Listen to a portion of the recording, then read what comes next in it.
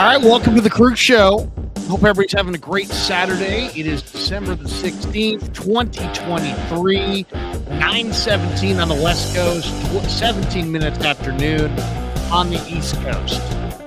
Major Christmas shopping day today, you would think. We got the Niners going tomorrow against the Cardinals. It is one of the final Saturdays before Christmas and Christmas Eve. And of course, whatever, happy holidays to whatever holiday it is that you celebrate here in the month of December. Welcome to the Krueg Show. The coach will be along, running about 20 minutes behind. So what we're going to do is what we did last week is just start off, and I will put the link in the description right now. And anybody who wants to jump in via the call can do that as we take care of some business up front on the Krueg Show. Now, tomorrow, there we go. So the call link is officially in the chat. One of the questions I'm asking you guys, because today is a big day for football, believe it or not. We get 3 NFL games and a whole slew of bowl games. That's right, bowl season starts today. This is the matchups we have. I want your college football or your NFL betting lock of the day. Help make me some money today. It's Vikings-Bengals in Cincinnati. Bengals are 3-point favorites at home over the Vikings. It is Colts-Steelers. Colts at home, -1 against the Steelers. And then Broncos-Lions tonight on the NFL Network at 5:15 West Coast, 8:15 East Coast. Lions by 5 over the suddenly surging 7-6 Denver Broncos. What is your favorite side today in the pro game? And then today is the beginning of bowl season, so there's already a game underway. Ohio is destroying Georgia Southern 17-0 in the Myrtle Beach Bowl. The Myrtle Beach Bowl on ESPN. Let's turn that bad boy on right now. Watch a little bit of the Myrtle Beach Bowl. I am that guy. I'm the guy who watches all the bowl games if I can. I usually tape almost all the bowl games as well because I want to see. To me, this is the final look at the college football season for everybody. A little Myrtle Beach Bowl on ESPN right now as we speak. And I like to take a look at it because, well, one, a number of guys sit out for the, looking ahead to the draft. But the guys who don't, this is their final tune-up, their final college game. I want to see how guys play in their final college game. Usually that tells you a little bit about what they're made of. So Ohio's 9-3, Georgia Southern's 6-6. Probably shouldn't even be in a bowl game.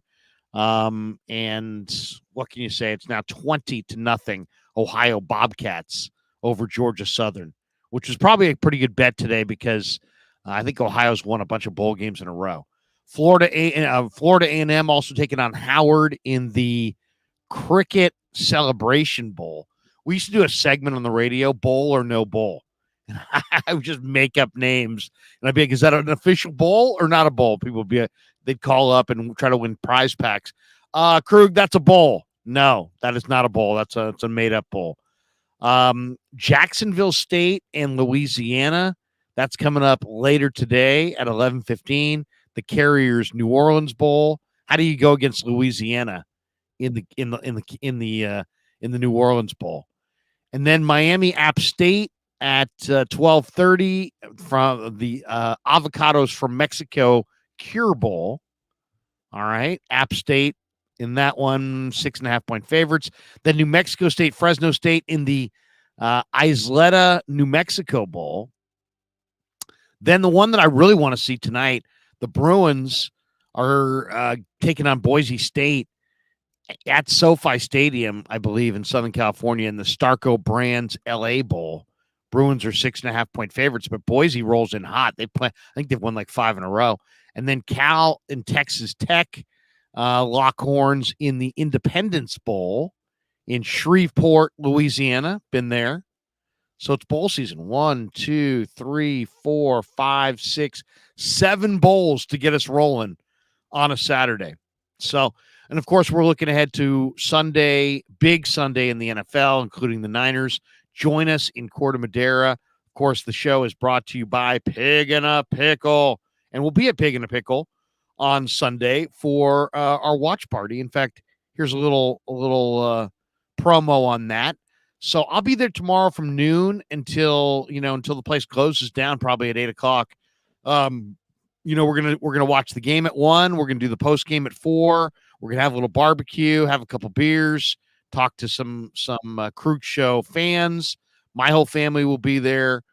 So if you're in the Bay Area and you want to stop by and see a live viewing of the Krueg Show, we're going to do our post-game show from Corte Madera, from 341 Corte Madera, Pig and a Pickle, 341 Corte Madera Town Center, right there in Corte Madera Mall. And it's, I realize it's a Christmas shopping day. So if you want to show up, have a beer, hang out for a little bit, go do some Christmas shopping, maybe come back, watch a little bit of the post-game show, that would be cool. I'd love to meet all the people who come out for the watch party and the meet and greet tomorrow. And I'll be there from, as I said, noon on, and the game starts at 1. And then once the game starts, don't say a word. No, I'm just joking. Stop by, say hello, have some lunch, have a beer, have whatever you're going to have. And then maybe if you want, it's a great mall, go Christmas shopping. I'll probably, that's what my wife's going to do. She's going to hang out for a little bit. Then she's probably going to go do a little Christmas shopping. Then she's going to come back. So it's a great mall, and it's a cool spot. So check us out at Pig and a Pickle tomorrow for the Niners and the Cardinals, our meet and greet and watch party. And I believe Damon Bruce is going to be there. Kev is going to be in the house. Lots of listeners and viewers have told me they're going to stop by. So I'm looking forward to that. Couple quick thoughts before we take some calls here, and then we'll jump in and take a couple calls, maybe before the coach jumps in. I'm not nervous about the game tomorrow, but this is not just a total gimme. The Niners are in first place. The Cardinals are 3-10. On paper, it looks like a gimme. I don't think it's a gimme. It's a division game, and you're going to have to defend Kyler Murray, and he's not easy to defend. And to me, you're going to have to stop the run with no Eric Armstead, no Javon Hargrave. That means it's a huge what do you got moment for Kevin Givens, Kalia Davis, and to maybe a lesser extent, Javon Kinlaw. So those three guys up front have got to keep bodies off of Warner and Greenlaw. Now, I don't even want to see Greenlaw go, to be completely honest. I would sit him out. I think the key to the Niners going to the Super Bowl is getting to the playoffs with a healthy Dre Greenlaw. So I don't know that I would even start Greenlaw. I think I would sit him. He's questionable. Burford's questionable. There's a chance the Niners go without Burford or Banks. And then the question is, who starts at guard? Feliciano would probably start at left guard. Who would start at right guard? Ben Barch? I believe he's next man up. A lot of people expect Banks to go. We had Matt Barrows on yesterday. He says he expects Banks to go, but he's listed as questionable. So we'll see how he feels in the pregame. The Cardinals ranked 9th in the NFL in rushing. They average almost 124 yards a game. James Conner is no slouch. Kyler's hard to contain. So, I mean, to me, that's where this game starts. If Arizona can come in and run the ball, it's going to be as tough a game as it gets. Is Hollywood Brown going to give it a go? That's a big question in this game, because if so, you got the speed of Hollywood Brown, the speed of Rondale Moore, you got the outstanding young tight end Trey McBride, and suddenly they become a difficult cover. So I think that's one to watch. I want to see Purdy just be efficient and take care of the ball. He's been one of the most efficient quarterbacks in the league. He completed 95% of his passes against the Cardinals last time out, 20 of 21, 95.2% completion percentage. I wouldn't mind a little bit more of the same. You want to come out and play pitch and catch with your receivers. I mean, the Niners are the better team. There's no question, but it's a division game, and beating this Cardinal team won't be easy. So run the ball, stop the run. I'd like to see a lot of JP Mason in this game. I really would. All right, let's do this. The coach is going to jump in, but let's jump into some of the calls. Alan E., I believe, is first up, and then Tyler. Or who was in there first? Does anybody know? If you were in there first, put up a 1. Nobody's put up a 1. All right. It's Alan. Alan. What's up, Alan? How are you, man? How's the mic? You got to unmute. Sorry about that. No problem, man. How are you? I'm doing great. How about yourself? Doing great. Where are you calling from? I'm calling from Tyler, Texas. Was born in SoCo and raised in the Bay Area, and Listen to you and Gary all the time back in the day. Appreciate you. You know, does I'm not sure. I'm sure you know, but I don't know if the audience knows. What is the number one industry of Tyler, Texas, and who is the most famous person to come out of Tyler, Texas? I'm pretty sure the last question was former President Tyler. And well, I was going more on a football front. Earl Campbell. And Earl Campbell. Earl Campbell. And do you know what Tyler, Texas is supposedly known for? Its roses. Yes, I do. They have a great rose garden here, especially during February to May. But if you go anytime after that, the rose garden's kind of already kaput. It's dried up at that point. So what's on your mind, Alan? What's going on? Not much.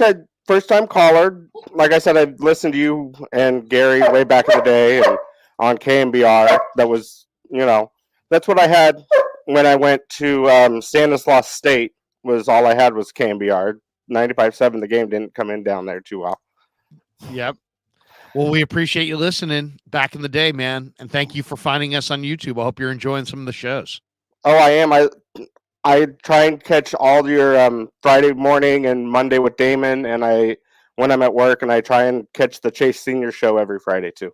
Nice. Chase had to miss yesterday, but we'll catch him next Friday. Yeah, for sure. You guys have and you're one of the best content creators out there because with you, Jesse, the coach, everybody that you get on the show, everybody they get, it's crazy how quickly YouTube's become the number one over, just standard radio. It's so funny that you said that because last night I'm watching, I'm a Bay Area guy. So I'm watching the Giants introductory press conference for their new free agent signing. His name's Jung-Hoo Lee, right? And he's from Korea. And one of the questions are, hey, what do you do? Tell us a little bit about yourself. What do you do when you're at home? And, what are your interests? And there's this long pause and he's got this interpreter. And so he doesn't speak English and he speaks in Korean and the interpreter has to go back and forth. So there's a little lag time. Basically, his answer to the question is, I like to sit at home, watch YouTube, and my mother makes me good food to eat. Great answer. I'm like, that's my audience, man. That's my audience. They're at home watching YouTube. That's the world right now. Let's stay inside, watch a little YouTube, and make a little something good to eat. So that made me laugh when he said that. Yeah, for sure. And I listen as much as I can at work. And my work's actually pretty cool. They let us do whatever we want. We can have our headphones in, listen to books, listen to shows. As long as we have our phone upside down and we're not physically watching, they don't care what we have going on our phones. So can you maintain your Niner fandom in Tyler, Texas? I do every day. It's most of my coworkers are Cowboy fans, so it's kind of hard. But one of my bosses is a Niner fan, so it's kind of like, okay, I at least got one person to talk to about it. Nice. Well, what is your thoughts on the game for tomorrow? What are you thinking? Are you nervous, or you feel like this will be a blowout? I'm not nervous. I think it'll probably be a close game because it's a division rival, and like they always say, they know each other the best. So I think the main thing is Fred might have to spy on Kyler a little more than than he's used to, but I think we'll be fine on defense, and if Purdy keeps just balling out like he has been, we're fine. I'm not even as long as the offense keeps humming the way it's been humming, we're totally fine. And I'm very superstitious when it comes to what I wear for the game, so I've been wearing my Patrick Willis jersey for the last 5 weeks straight. So nice, future Hall of Famer Patrick Willis. I love it. Yeah, my mom got me a Nick Bosa jersey for my birthday, and my mother-in-law got me a Brock Purdy jersey for Christmas. Dude, you're set. You gotta, you can mix it up. Hopefully, so you got 3 jerseys total. No, I've got around 10 total. Oh wow! You got choices. Yeah. Hopefully, you'll have to make that decision on Super Bowl Sunday. Which jersey do you wear? Alan, let me jump. Unless you got a quick point you want to make, because I'm going to jump to Tyler before the coach gets in here. No, you're totally good. I'll call in again. Have a great rest of your Saturday. You too, Alan. Appreciate you, man. Take care.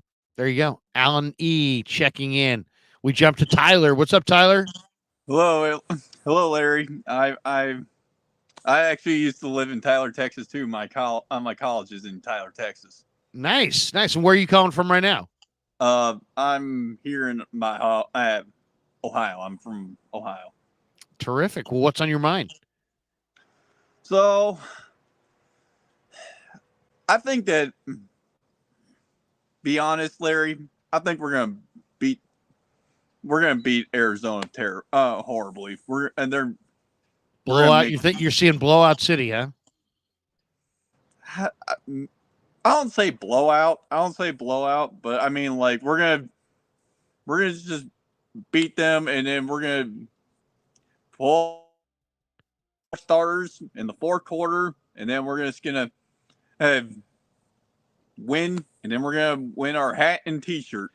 That's right. If they get the win today, if they get the win tomorrow, they get the division title. It's a hat and T-shirt game. It's amazing how you introduce a hat and a T-shirt, how much guys get fired up. They asked Shanahan, "What do you want for your birthday?" He said, "Just get me a win." If the Niners get the win, they continue their perfect season as far as the division's concerned, and they win the division title officially. So it's a big day tomorrow. And that'll be a great early birthday present. Absolutely. Hey, Tyler, happy holidays, man, and thanks for jumping in. You too. Have a good one. We appreciate you.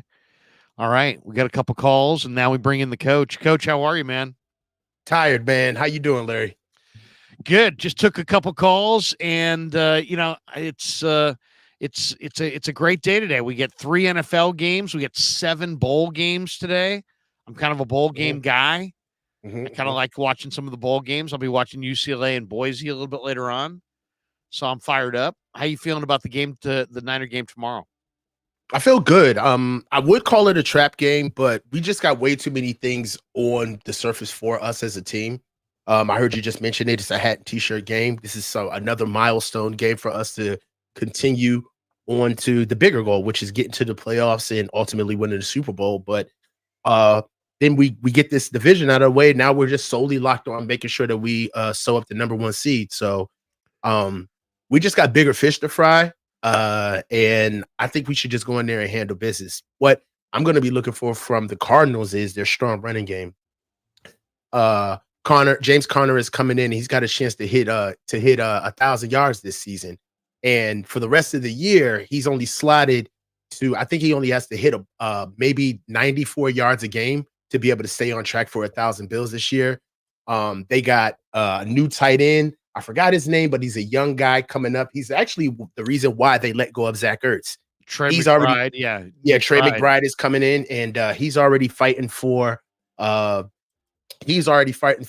franchise record for the most receptions by a tight end for the Arizona Cardinals. So he's motivated to work in. Now they lost Zaire White for the year, and they got this other linebacker coming in that is woeful. I think his name is John Woods. Woods.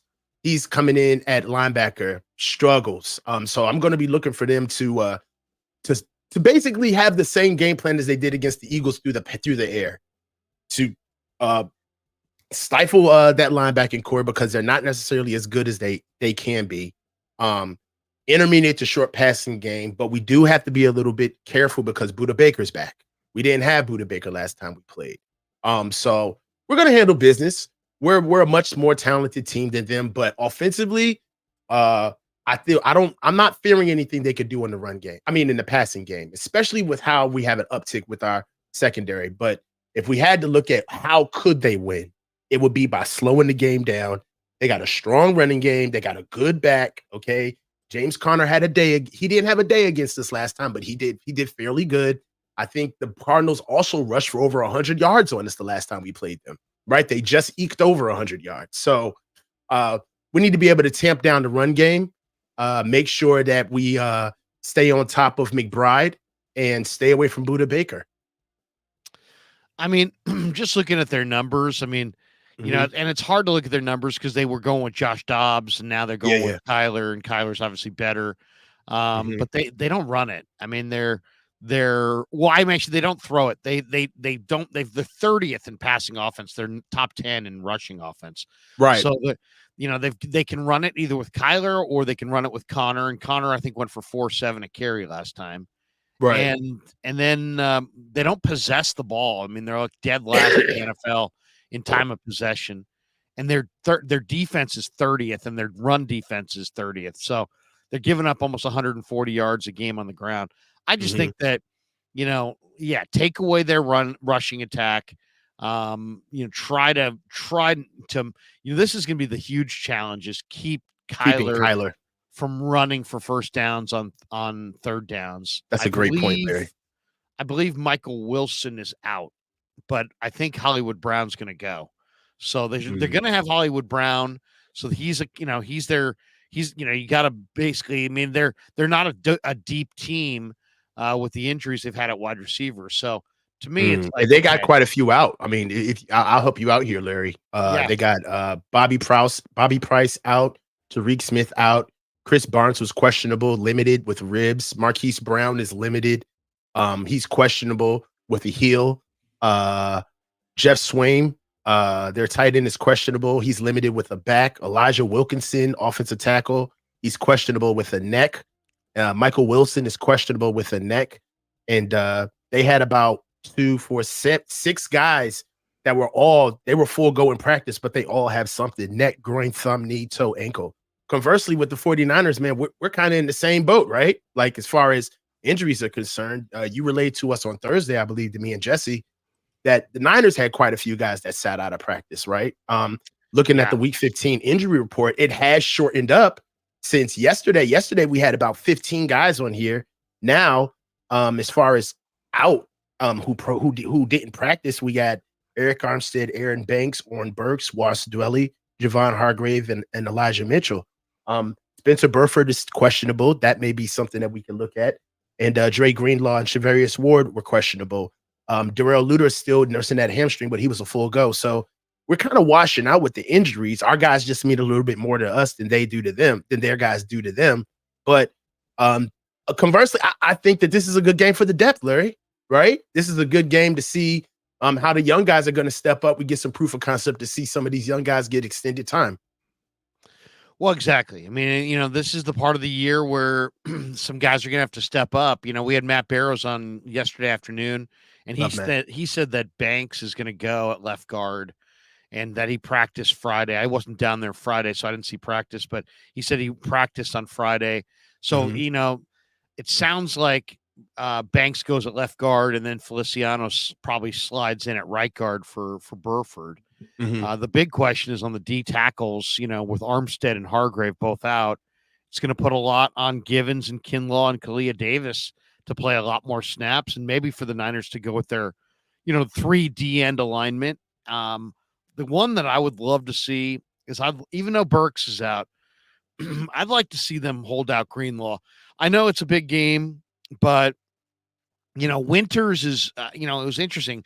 Matt Barrow said that he thinks Winters is one of the fastest guys in the whole team.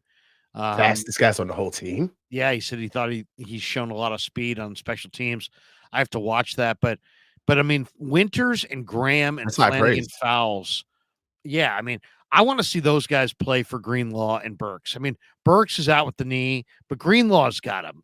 Greenlaw's got like 4 different injuries that he's playing with. I'd rather sit out Greenlaw in this game, go with Winters, go with Graham, and go with Flanagan Fowles, and then hope to have Dre back for Baltimore on Christmas, because I think that's, I know this is a division game, and you could argue this means more because it's a conference game, but I think if you want to try to win both, and obviously they do, they want to run the table.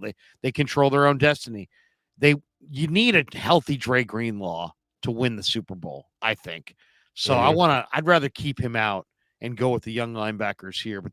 And then Elijah Mitchell's out. So I'd love to see a big dose of Jordan Mason tomorrow. So, if you can run the ball, an awful lot against a really bad run D, keep your defense on the sideline as much as possible. Play complementary football by doing that. Stuff their run. Keep Kyler kind of hemmed in.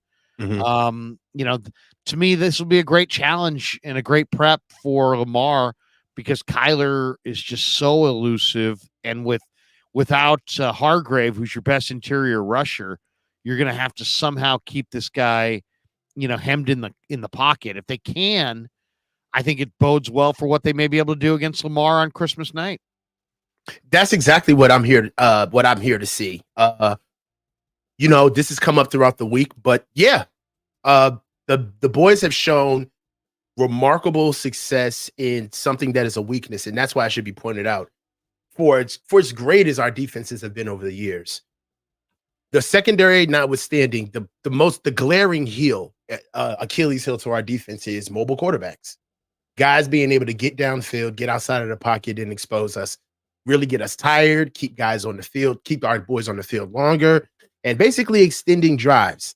We were afraid of that with Jalen Hurts. They've shown that they can corral mobile quarterbacks this season. That's something that they're showing us different, that they had a little bit of struggle with throughout other times of the year. In previous years, that is. They did a great job against Jalen Hurts. They did a really good job against Josh Dobbs. Now they get Kyler, okay? And this is going to be another game where we're going to be able to see that new game plan that they put out with being able to stay disciplined in their rush lanes while rushing the passer. In certain senses, keeping Kyler in the pocket. Now, I'm going to tell you right now, if we're able to do this to Kyler, we pretty much should be able to do this to anybody in the league, okay? This should give us a really good preview, even though they're not the same quarterback, right? They do have certain elements of their game that are congruent, like the athleticism, and that is Lamar Jackson and Kyler Murray. I feel good about us facing Lamar, keeping him in the pocket and trying to go after him, giving us a litmus test against Jalen Hurts, Josh Dobbs, and finally Kyler Murray. That's the thing. Containing Kyler has become so important because he doesn't just beat you for 5 yards. If you give him the angle, he'll go the distance.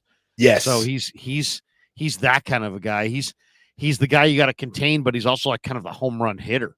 So yes, that's the thing that's scary about him. To me, it's like, not only do you got to make sure he stays in there, if he does get out, you got to take good angles on him like he's a star running back, because he's the kind of guy that will take it 50 or 60 yards and can make your defense look really, really bad.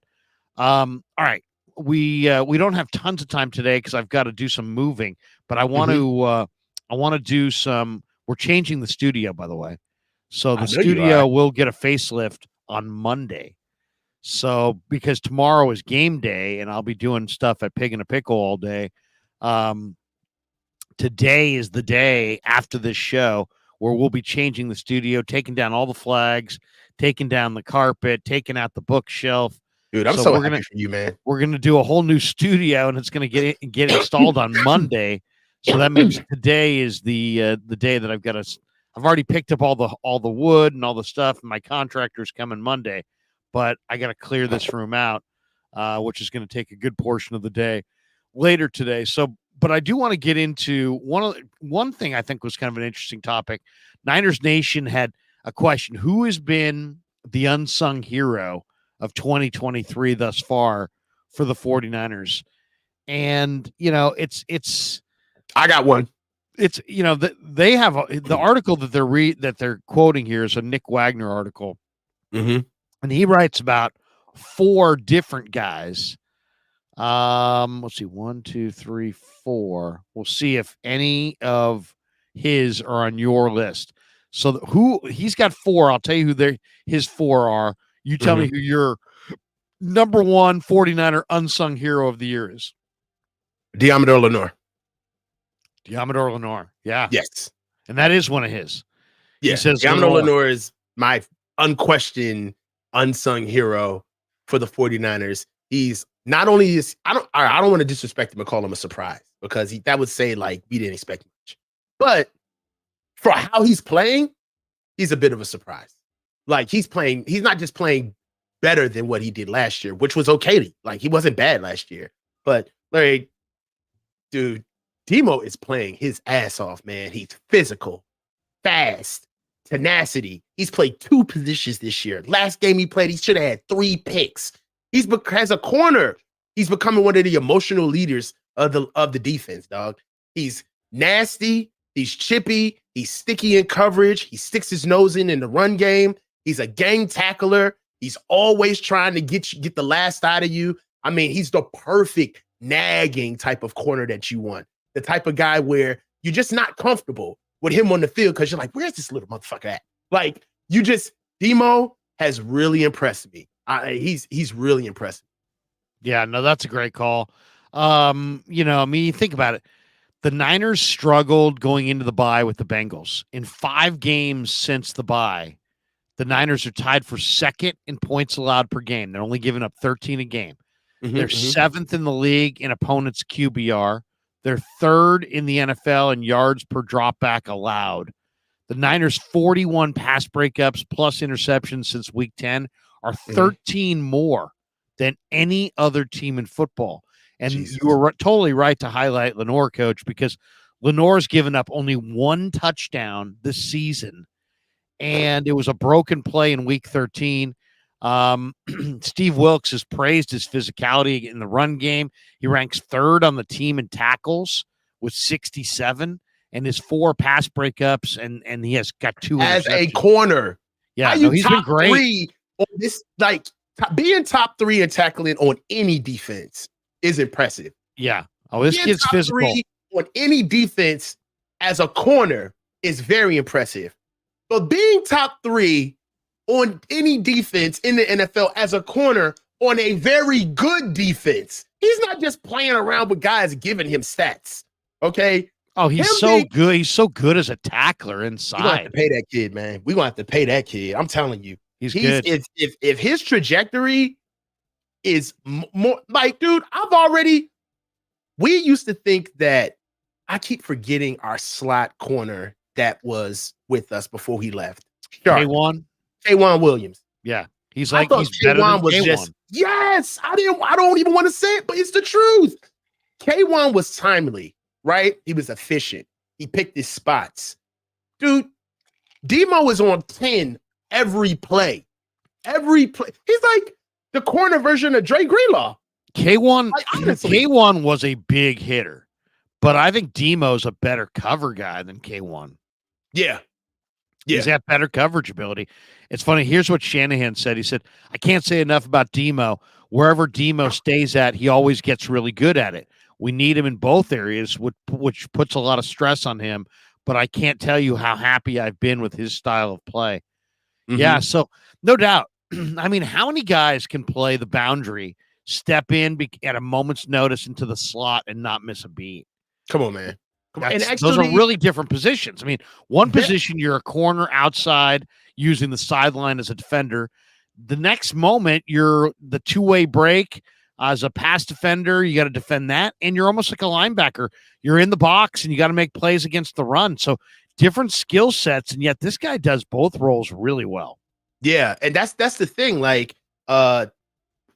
playing corner is not the same skill set. There's 3 different types of positions at corner, right? Really 4, right? That dime situation is a whole different set of skill set too. But for him to essentially, if we're looking at this is kind of like taking Dre and Fred goes down and saying, all right, well, Dre, you're the mic now.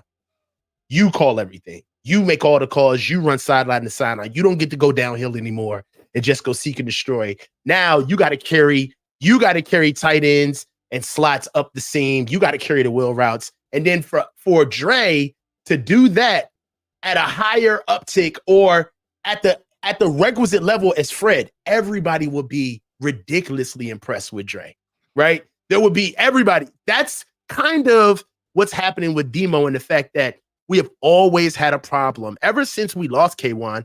I don't think we ever really had anybody in that slot position. I think we forgot about not having anybody there because Jimmy Ward was so versatile, right? Yeah. And being able to have Jimmy in there kind of made us forget the fact that we don't have a true corner at that slot, at that nickel position, right? But us being able to have Demo where he came in and was strong enough.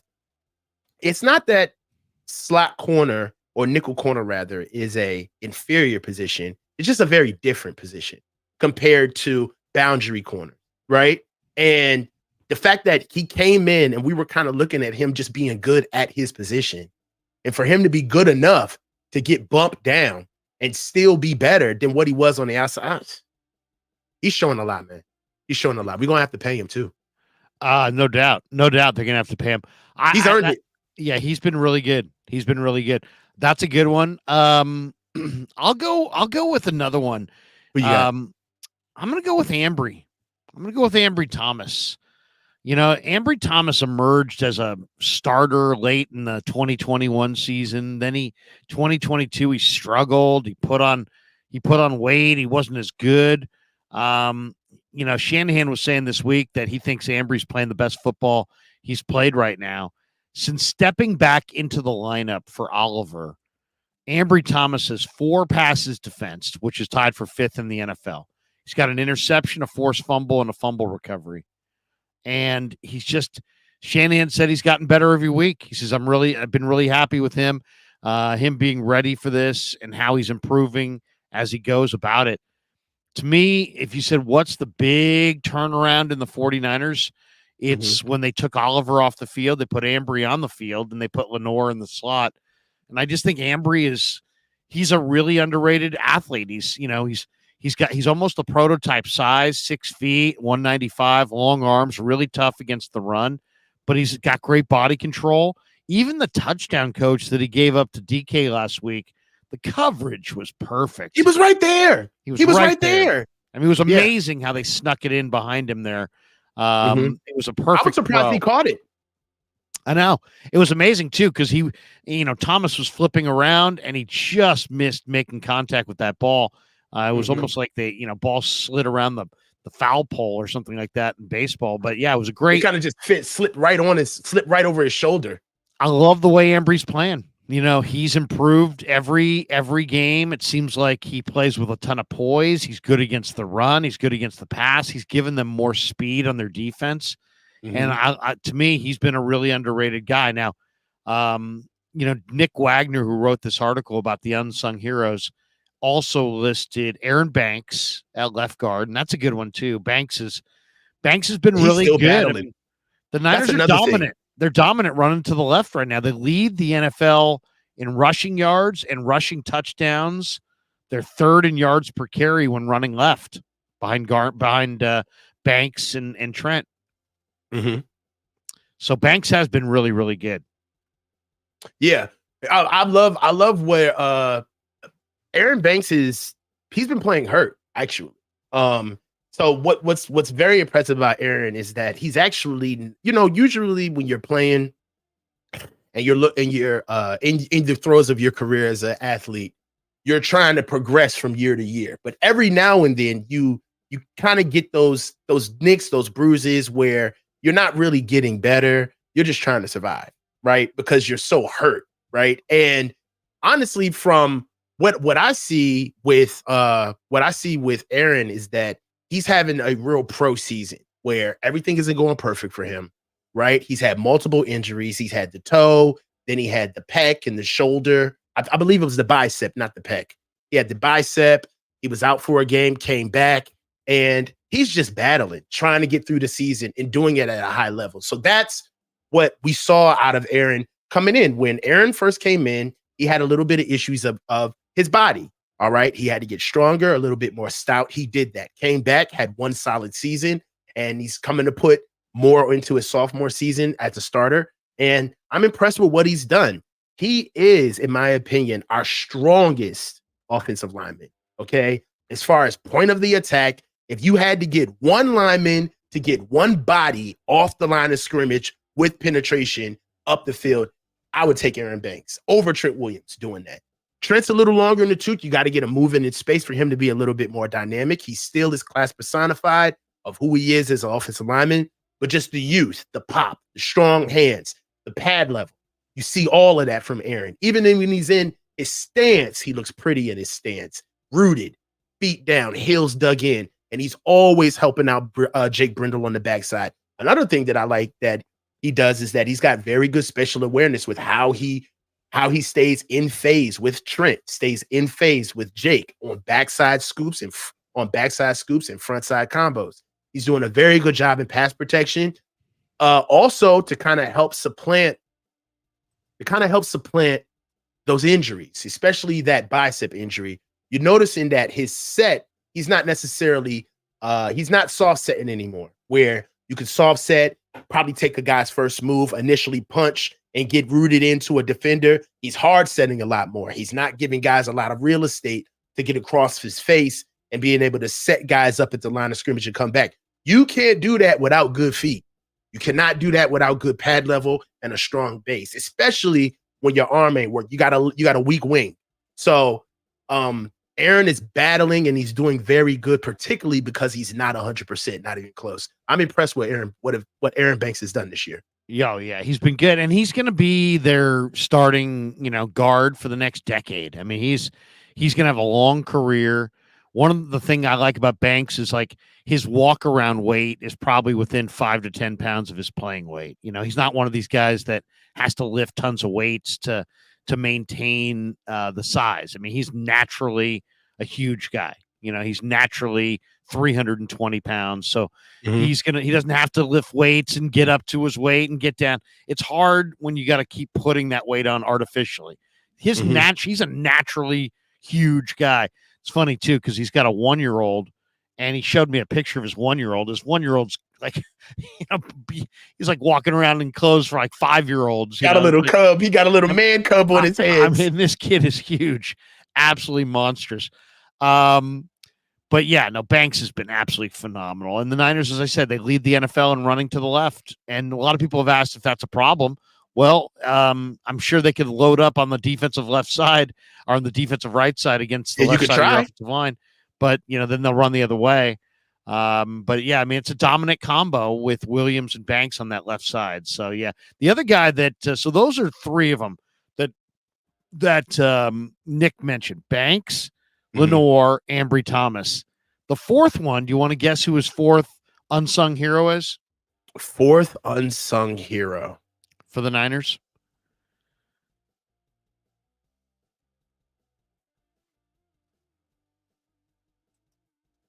Man, I want to say if it would be an unsung hero, it would have to be either. It's got to be somebody that nobody talks ever about. Exactly. It can't be a name. So if we're unsung hero, Mitch Wisnowski. Yeah. He's been doing amazing jobs with fielding punts, man. Was it him? Yeah. I Mitch was right. Good. Yeah. You got that one right. Mitch Wisnowski. Yes, it was Mitch. Yeah. And Mitch has been doing fantastic. phenomenal. Yeah. To make the Pro Bowl through 13 games. He's having his best season.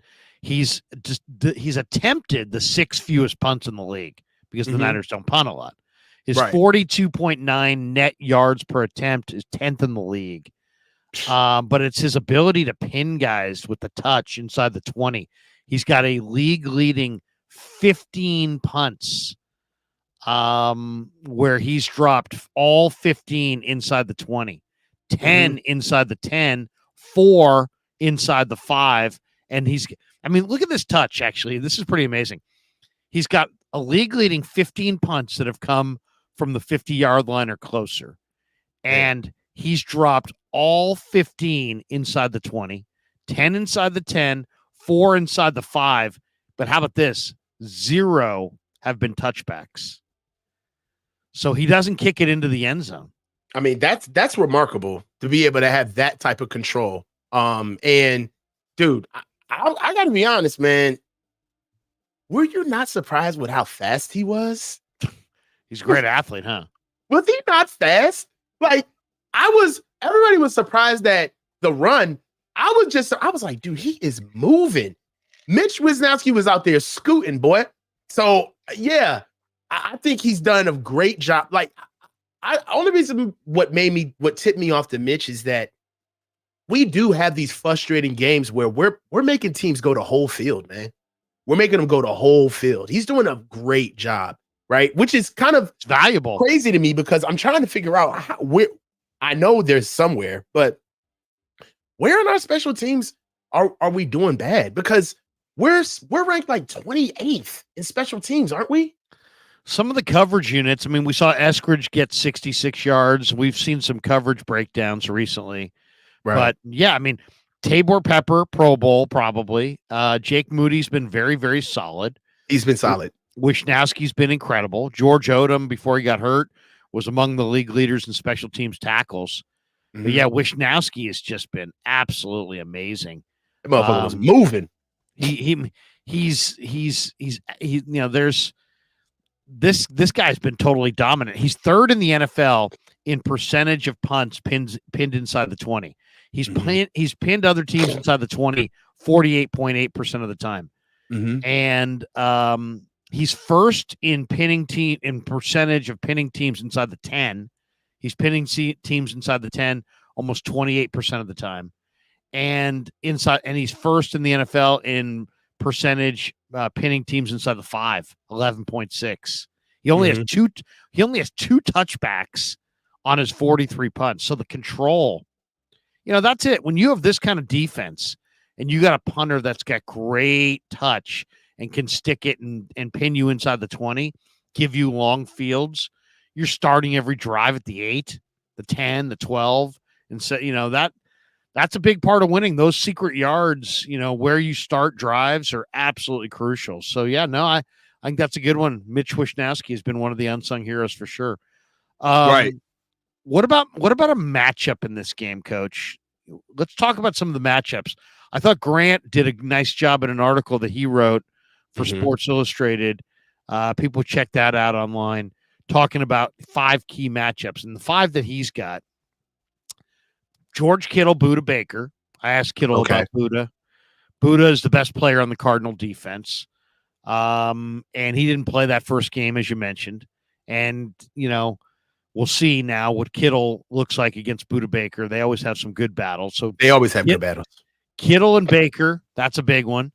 Trey McBride and Jair Brown. There we go. That's one that I wanted to go. Demo and Rondale Moore in the slot. Okay. So Mooney's questionable with the groin. So he's probably, that means we're going to see Lenore on Rondale. Rondale runs 4.3. So that's a tough cover for Lenore. He doesn't have quite the long speed. You know which one I'm saying? Which one? John Connor and Fred Warner. Yeah. James Conner and Fred Warner. James Conner, yeah. James Conner and Fred. If we watched that tape, now that was weeks ago. That was a month ago. James Conner gave Fred Warner. He gave him a little bit more than he could handle when they played. There was some plays where Fred made some business decisions against James Conner. He's a load, man. He's 6'1", 233. He's a north and south runner. He gets downhill quick. And he knows how to use his body. Just picture Elijah Mitchell, but bigger, right? He's not as shifty as Elijah, nowhere near the speed, but he gets downhill in a hurry, plays behind his pads. And that's a matchup that I want to see. Fred Warner and James Conner. Yeah, I want to see that. That'll be a good one. Because if Conner has success, it's going to be a tough game to win. Another one Grant had here was Nick Bosa, Paris Johnson. Man, I love Paris Johnson. He is fantastic. What a great young offensive lineman. And when they went head-to-head in week 4, Bosa had 0 sacks and only 1 tackle. Paris Johnson had a good day against Nick. We lost this game, right? But we lost this game last game because we're just a better team. The Niners won. We won this game. I'm sorry. Yeah. We won this game. We beat them is because we're just a better team, right? And we're going to beat them again because we're a better team. But they do have requisite talent that we can be able to look at from a matchup standpoint. I do believe that there's good matchups in this game, but they just don't have enough, right? Because for all of the matchups that we're talking about, they still don't have enough in the running game. They're missing serious linebackers that really need to help them. And nobody game plans to single out defenses like we do. I don't see Arizona being able to sustain a 4-quarter effort against us. Yeah, bring up that comment about Lee Ving. That's a very good point. What do we got here? Let's see. It's the last comment by Lee Ving. Hold on, let's see here. There it is. Week 4 was part of Bosa's training camp. He was still getting ready. Yeah. But Paris Johnson, I'll say this. Paris Johnson was the 6th pick in the draft for a reason, man. That guy can really play. He really's got talent. I mean, he's a huge man with great feet, and he's going to be an NFL starting tackle for 15 years. I mean, I think Paris Johnson's going to be really good for a long time. But, so that's one matchup to watch. I'll tell you the one that I really want to see is inside, where Will Hernandez is super strong, really wide body, and he goes against Kinlaw. And you got no Armstead. He's out with the knee and the foot, and you've got, no Hargrave. So Kinlaw makes his second start in a row, and he gets Hernandez, who's a good run blocker. He's a savvy veteran. He's a wide body. The Cardinals offense ranks 9th in rushing attempts. So they run a lot, and they average third. They're third in the league in yards per carry. So they are a good running team, and Connor's their one back. So if Connor's going to have success, he'll run to the edges more than you would think a 230-pound back would, but he also gets it done between the tackles. And if Kinlaw can anchor inside and play with leverage all day, and in this game, his ability to stay fresh, his endurance is going to be tested. He's going to have to stay fresh throughout this game because he's not going to. They're not as deep without Hargrave. They'll probably call T.Y. McGill off the practice squad, and McGill's a good player too. So that's another. And McGill's fresh. He hasn't played all year, and he's a veteran. He's smart, so that will help for sure. But Kinlaw, Will Hernandez, I think is a matchup that I'm looking for. If Kinlaw can dominate in that matchup, that I think could be one of the most important matchups of the day. Definitely. Sure, because you don't want, if they can run it and they've got play action at their disposal and they've got some speed. Kyler gives them speed at quarterback. Rondale gives them a ton of speed on the perimeter. If they can run the ball and then they can do all these little games with Kyler moving and all these quick hitters to Rondale, I mean, it could be a long day. This could be a very, very tough game. And if you listen to Shanahan, his point, and we have somebody mentioned it. Geo Kane mentions it. He said, just heard the NBC Sports interview Kyle Shanahan did. He said every game is a playoff game from now on. I mean, that's basically the mindset, right? I mean, it's like every game's a playoff game. And the Niners have to have this one. I mean, if they want to if they want the road to the Super Bowl to roll through Levi's, they got to win this game. So in some ways, it's the biggest game of the year. Yeah, it is. I mean, every game is going to be a 1-week season from here on out. That's just the way they have to approach it. I feel as though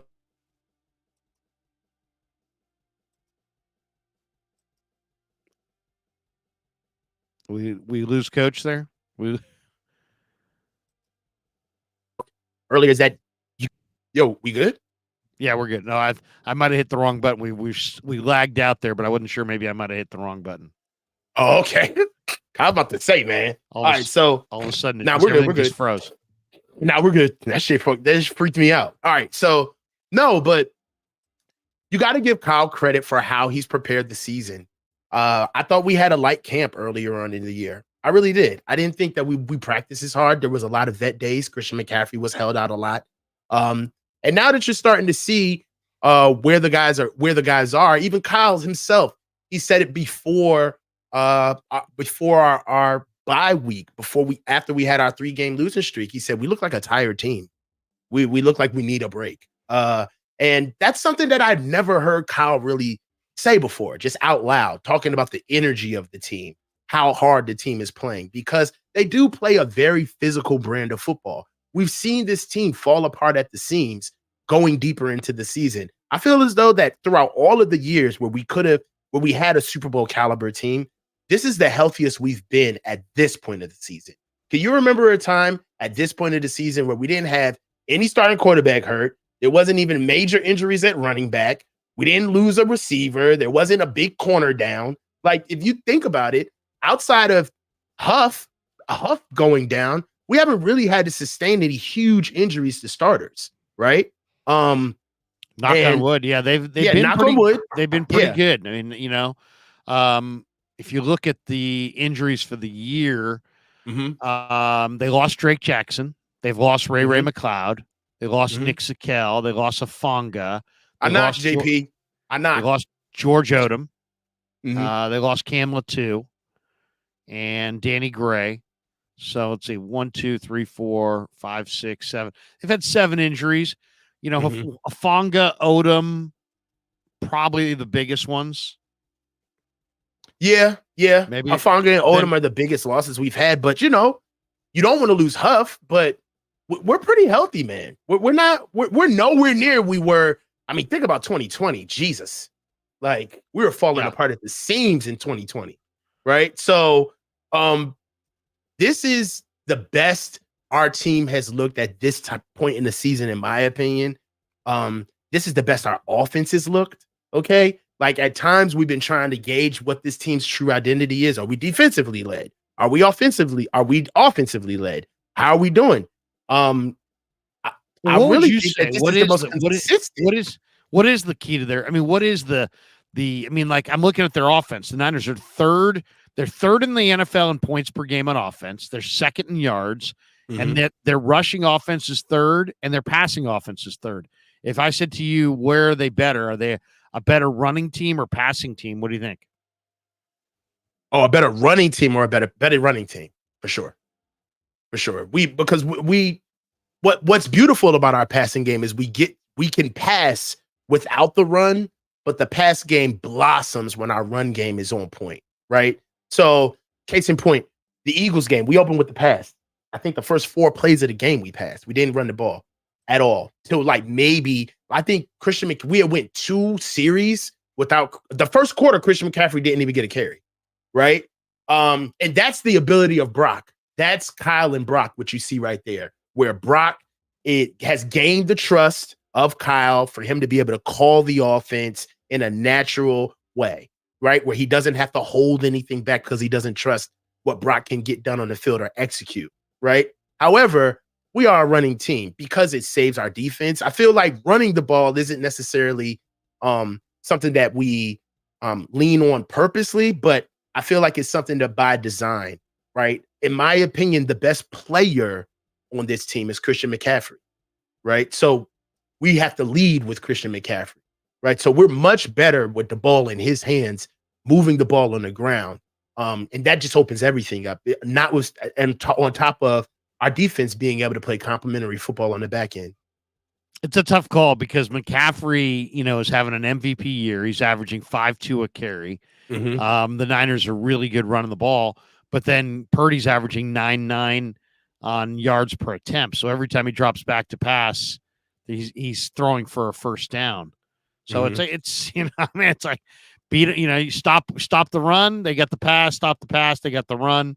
It's a very explosive offense right now with lots of weapons, and as long as they can block, I mean that's really what it's about. If they can block for up front and open some run lanes, I'll say this: I think they've opened more run lanes in this last month than I remember in the first part of the year. In the first part of the year, it seemed like McCaffrey was doing this despite the O-line. Now it seems like the O-line's a little bit more revved up and the holes are a little bit bigger.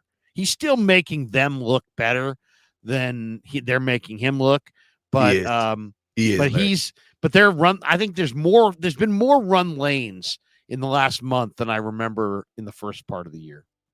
So I give them credit. They're getting better in the run game.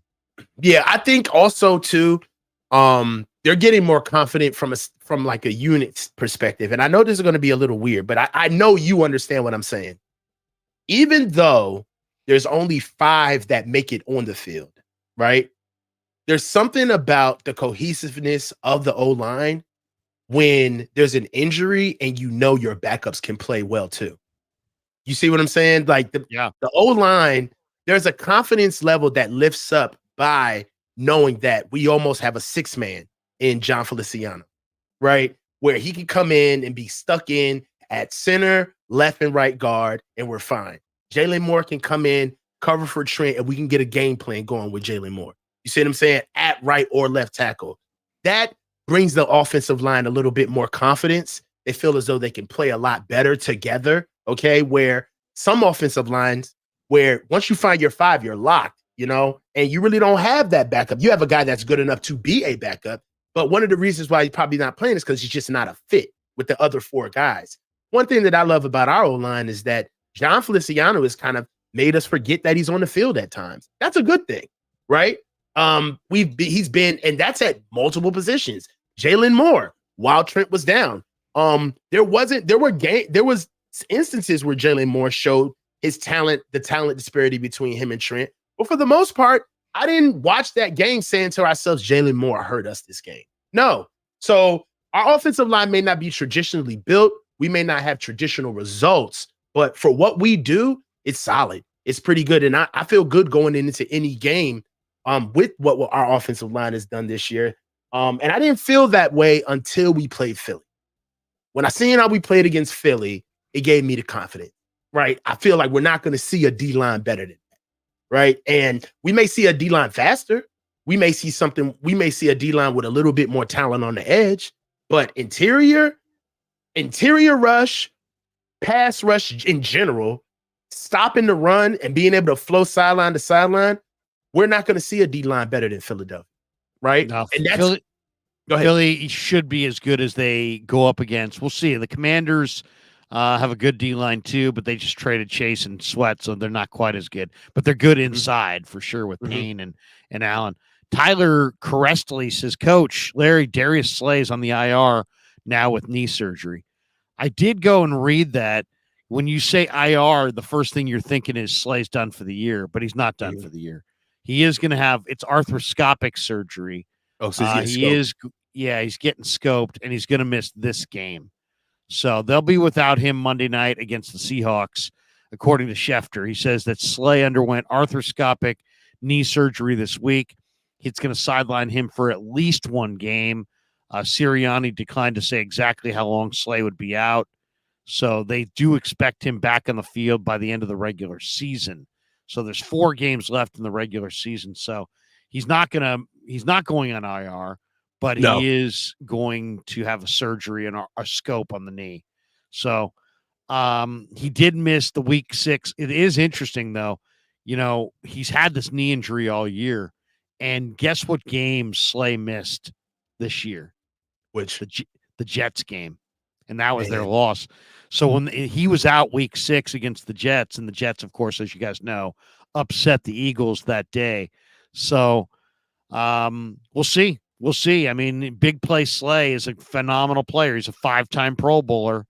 12 starts this year. He's got 57 tackles, 14 passes defensed, 2 picks. He's got a pick 6. Pro Football Focus ranks him 41st among 119 cornerbacks in the league. So Kaylee Ringo, the rookie out of Georgia, will probably start opposite Bradbury. So they also have Bradley Roby and Josh Jobe. So we'll see what the Eagles, but that definitely hurts the Eagles to not have Darius Slay. And I don't know, maybe Seattle gets him. I know that Seattle's going to play Monday night at home with tremendous urgency. There's no question there. I think the big key tomorrow, Coach, is can the Niner O-line open holes for the Niner running backs? And I think they should be able to. The other question I have is in the first matchup, Connor went for 4.7 a carry, but the Niners only missed 3 tackles all day. They really tackled well. It was early in the year. It was week 4. They were totally fresh. They're coming off a game last week where they've missed 14 tackles against Kenneth Walker III and the running back Charbonnet from UCLA, the rookie. To me, that right there is the big factor for me. 3 missed tackles in the first game. They beat Arizona by a nice little margin. If they miss 14 tackles tomorrow against James Conner, this is going to be a close game. If it's more like it was in the first game in week 4, where the Niners are missing 5 tackles or less, I like the Niners big in this game. But if you miss 14 tackles against James Conner and Kyler Murray, there's going to be some pain involved with that. Definitely. And that's what they're predicating on. Predicating on trying to beat us with. Just making it a nasty game, trying to hold us by the belt buckle, get us close, take the steam out of our punches, and try to make this a dogfight. That's really the only way that they can even get close to beating us.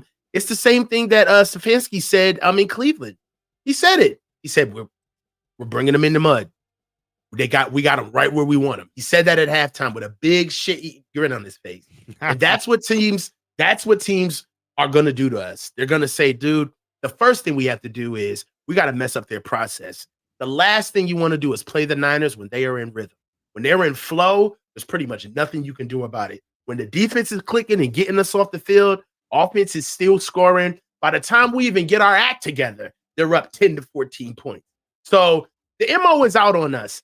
We're a horrible team to start slow against. You better come ready to play and ready to play right away and fast. And most teams, if you don't have enough firepower, what's what most teams are going to do?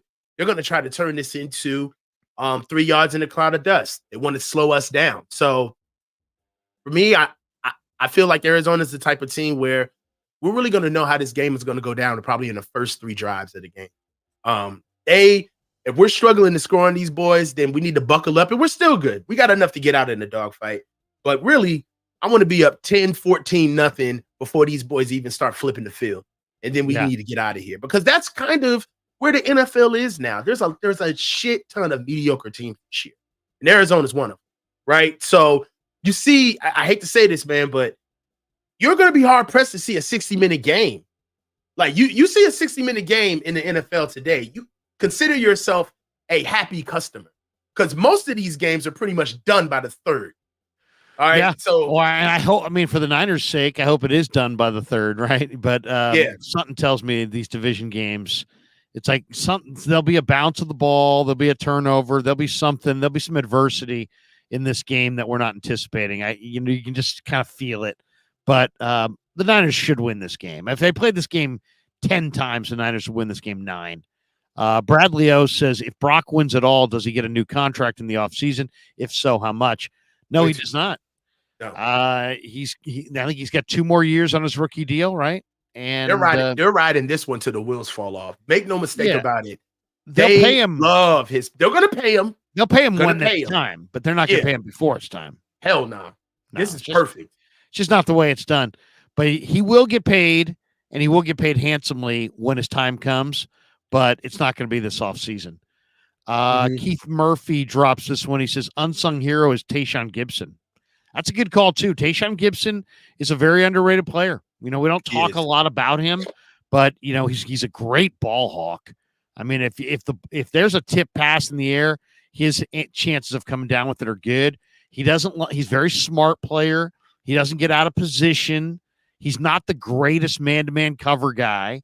And he's not the biggest hitter, but he'll hit you. I mean, he's like pretty good at everything. He's not like, I think definitely a year from now, they'll move on from Tayshaun. They'll give his job to Jair. They'll roll with Hufanga and Jair next year and probably youth at safety. But Tayshaun Gibson's played well. He really has. He's been words very right consistent. out of my mouth, man. I agree with you. I agree with you, man. He's played very well. And again, like Demo, but in the inverse, he's playing another position, right? I understand that they like to trade corners, but come on, let's be real. When Huff was out there, we know who the true free safety of that defense was. It was Tayshaun, right? So really, with him being able to switch his position, right? Play a little bit more in the box, have to play more dynamic, closer to the line of scrimmage, more of that Huff role. And then what's crazy is that they don't even give Gip all of like the cool things that Huff gets to do. When it's time for them to blitz, they switch and then they bump Jair down. So Gip's entire game plan is responsibility, running all over the place, playing single high, because he's got to get the rook ready. He's got to get the rook prepared. And it's been seamless. He's had a couple of blunders where he's missed tackles. You could tell that he's a little longer in the tooth. So getting him to come down in the box at his age and be a playmaker is something that he can do. He's definitely good at it, but it's a little outside of his wheelhouse of the stage of the career that he's in right now. But even him being an unselfish player and a leader, his play is still elevating and still requisite to as good as the defense is that he's playing on. And on top of it, he's being a leader. He's helping out Jair Brown and giving him consistency with his skill set as he goes along in his young career, because he needs somebody to help pace him along. If you see it, the Niners, we've been doing this for a while. You saw it with Spencer Burford switching in and out in his rookie season. Okay. He got paced along the way until he could start taking over the full load. In certain ways, we've seen it with Javon Kinlaw. All of these interior defensive linemen that are coming in, waiting on him to kind of get his legs up under him so he could start playing full games and eventually take over a starting spot. That's another thing that I'm looking to see in this Arizona game is can Javon Kinlaw string together back-to-back games in a starting capacity with Eric Armstead being down, right? We're not really – these are very rare moments that we've been waiting to see out of Javon because he's been fighting that knee injury, and he seems to be on the other side of it. So there's a lot of things that I want to be able to – especially with James Conner being in that run game. I want to see what Kalia Davis, Givens, Javon Kinlaw – I want to see what they're going to do on the interior without Eric Armstead. Arizona, for what it's worth, we're not here to make them world beaters, but the facts are the facts. They're coming off a bye. Yeah. Right? They're going to be rested. They're going to be rested, ready, bouncing around the field, high energy. It's going to, the Niners are going to be dragging themselves through this one. You can almost imagine it. I mean, it's a trap game. You've had some big games, some emotional games. Seattle's an emotional game. You got Lamar and the Ravens on Christmas. You were in Philly. Now you get Arizona, and it's like, come on, you don't fire your A game every week. Odds are the Niners B- game is going to be their effort. Arizona is going to be coming with everything they got. And I think this game's going to be closer than people think. I definitely don't feel good about the spread. I mean, I wouldn't bet the Niners with the spread in this game. I'd take the Niners on the teaser. But I wouldn't bet them the full spread. No way. It's not in a division matchup like this. Couple last ones before we call it quits. We're going to go an hour and a half or an hour and 12 minutes in. So we'll go another 20 minutes or so. Robbie439 has a good one here. He says, Kyle and Lynch should buy Brock a house as a wedding gift. Without him, they'd be unemployed right now. LOL. That's a great topic. Where would the Niners be without Brock Purdy? And let's just say he didn't exist. Okay. So if he didn't exist, Trey Lance would be starting. If Trey Lance, and this is a projection because all we know about Trey Lance is the Niners gave up on him, and he's not good enough to beat out Dak Prescott. But that we really don't know. They could love him. Like he could look great in Dallas, but he's not beating out Dak right now. And he didn't beat out Brock. But we don't know what he would be. The rest of it's all speculation. What would you if Trey had been the starter all year with what the weapons they have, Shanahan, this defense, this Niner team, take Brock out, put Trey in. What's the Niners record? They're 10-3 right now. What would they be if they didn't have Purdy and they went with Trey all year? Let me bring up the schedule. All right. So what would the Niners be with Trey, right? If Trey was starting quarterback? Yeah, if he was the guy. They're 10-3. This is the Niners for the season. They're 10-3. They're 5-1 at home. They're 5-2 on the road. 2-2 against the AFC. 8-1 against the NFC. 4-0 in the division. They've won 5 straight. They're 10-3. If Trey had started those 13 games, what would their record be? They wouldn't be 10-3. They wouldn't be 10-3 because I just don't know. And Trey and Brock are vastly different players. So there's that. For me, I don't know if they'd have 10 wins by now if Trey was starting. Because this is what we got to go with, the devil we know versus the devil we don't, right? I mean, it's all a guess. Right? We're guessing. Exactly. We've only seen Trey for 4 games. Brock is giving proof of concept, showing that he can lead this team to a Super Bowl. He's definitely shown that he can lead the team to the playoffs. To be fair, I had us going 9-8 to start the season, and that's when I thought Trey would be here. So I would say 8-9. I'd go a game less. Yeah, 2 games. Well, 9-8. Yeah. Well, they're 10. Well, they're 10. No, they're 10 and no. But what would they be right now? They've played 13 games. 2 What would games they less. be in the 13 games? So they'd be a 7-win team. A 7-win team. Yeah. Because you got to call it straight, right? My prediction was 9-8. And this is so they'd be 7-6. Yeah, and this is when I didn't know. None of us knew that Trey was going to get traded, right? This is when we didn't know who was going to be the starter at the time, right? So as training camp went on, and it was clear that Brock was the guy, and then now that they've gone to 10-3 at this point of the career, if I'm staying consistent with the original prediction that I had before the season started, yeah, man. If I can say 9-8, I can't say that they would still be 10-3 if I already had them at 9-8. And just for, the consistency bump, I'll take it down a game. So I'd say they would be 7-6 right now. I think that's fair. I mean, I go game. I look at it differently. I look at, okay, they were a lot better than some of these teams, right? I mean, they beat Pittsburgh 30-7, and it's impossible to say what Trey would have done. So it's all speculation. But I'll say they would have lost the Ram game because that was close, and they lose the games they would have lost, and who knows.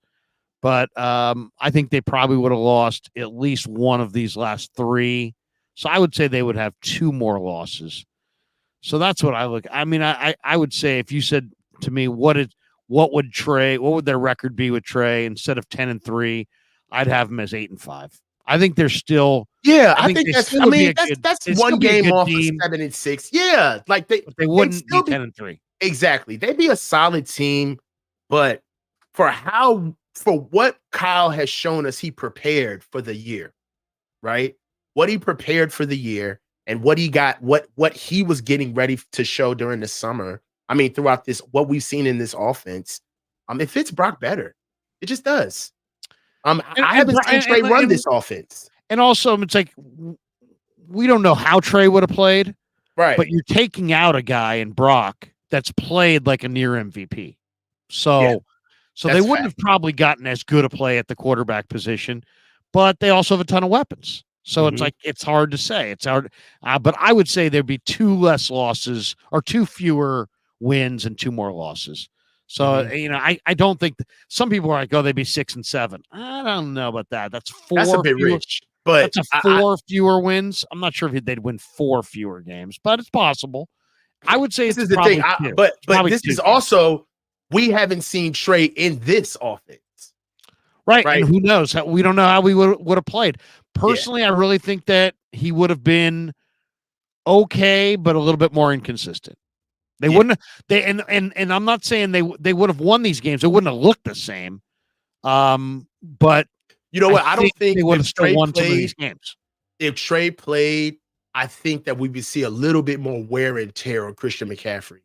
I think with Trey playing, you see a lot more defenses sticking to the line of scrimmage, not necessarily because of what Christian McCaffrey brings, but the fact that Trey will be using his legs a lot more. He'd be trying to get out. He'd be trying to get downfield. And because of that, I feel like Christian wouldn't necessarily be able to set up those blocks with our offensive line the way he's been doing all year. It'd be a little bit more dynamic, but it wouldn't be as sophisticated as our offense is now. I see us executing at a really high level, and that a lot of that comes purely from Brock.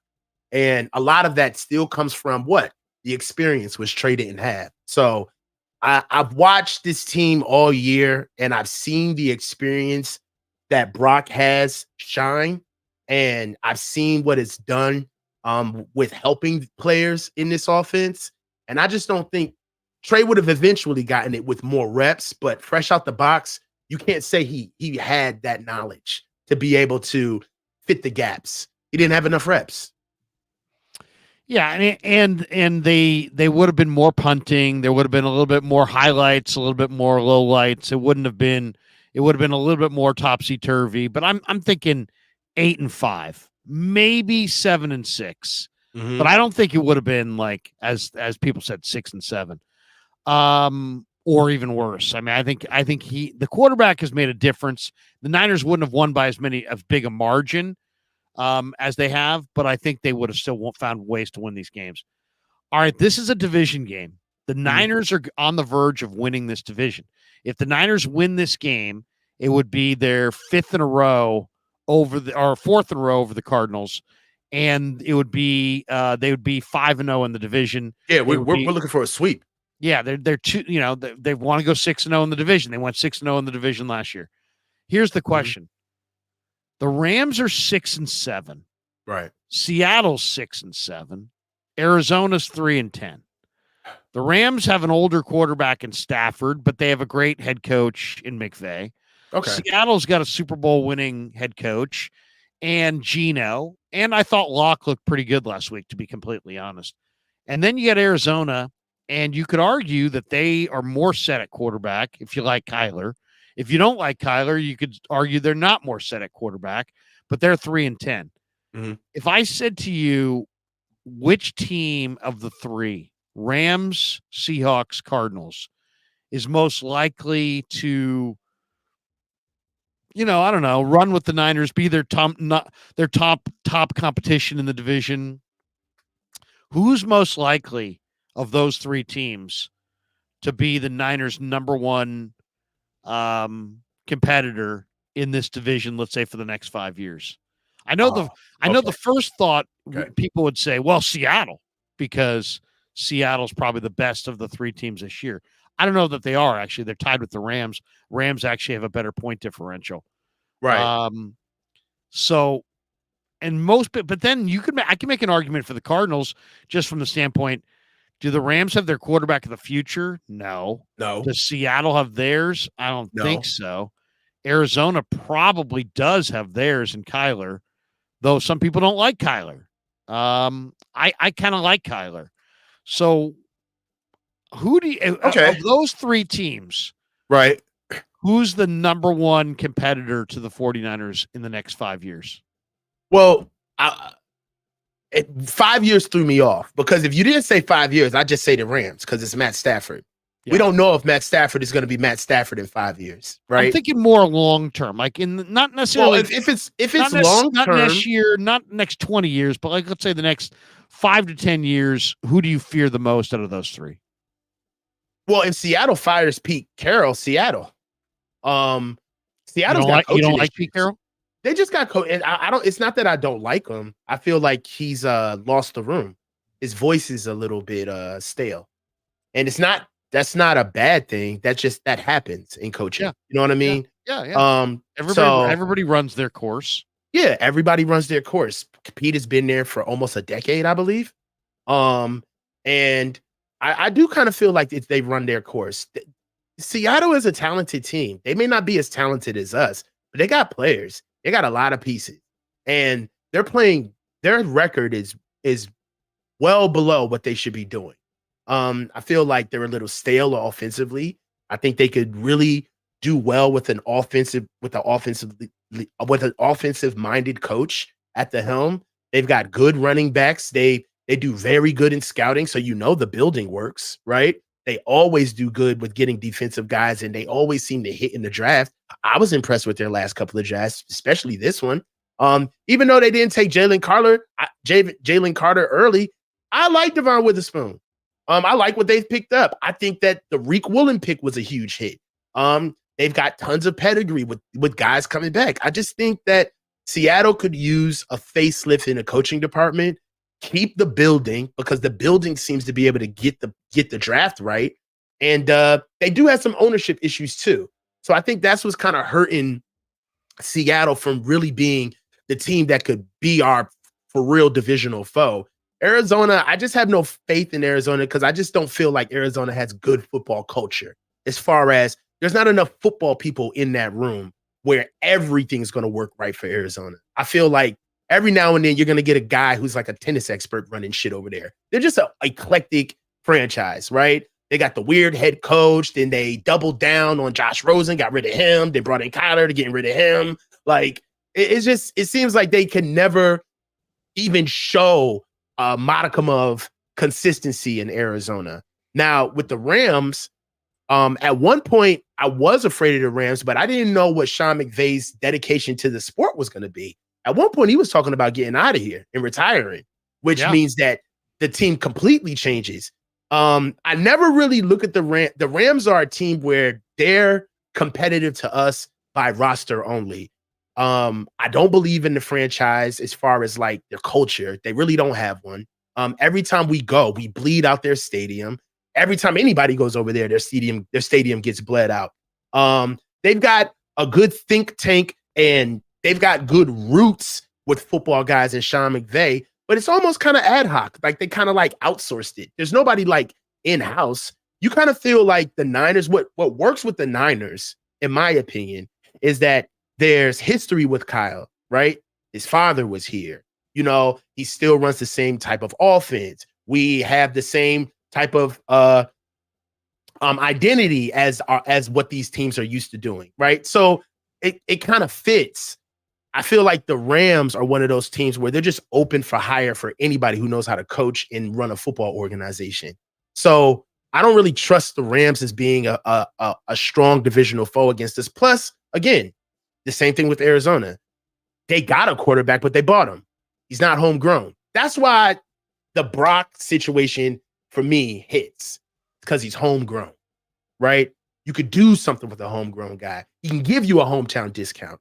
He can help you out to make sure that we keep your core together. But when you go out and go buy a guy, he doesn't care about the logo. He's an independent contractor, right? I feel the same way about Geno Smith. I feel the same way about Matt Stafford. I feel the same way about Kyler Murray. These guys aren't necessarily galvanized to the franchises that they are. They got paid to be there, right? So Seattle's got good roots. The building knows how to put together a team. They just got to be able to get their front office together with their owner and get a stabilized situation with the ownership group.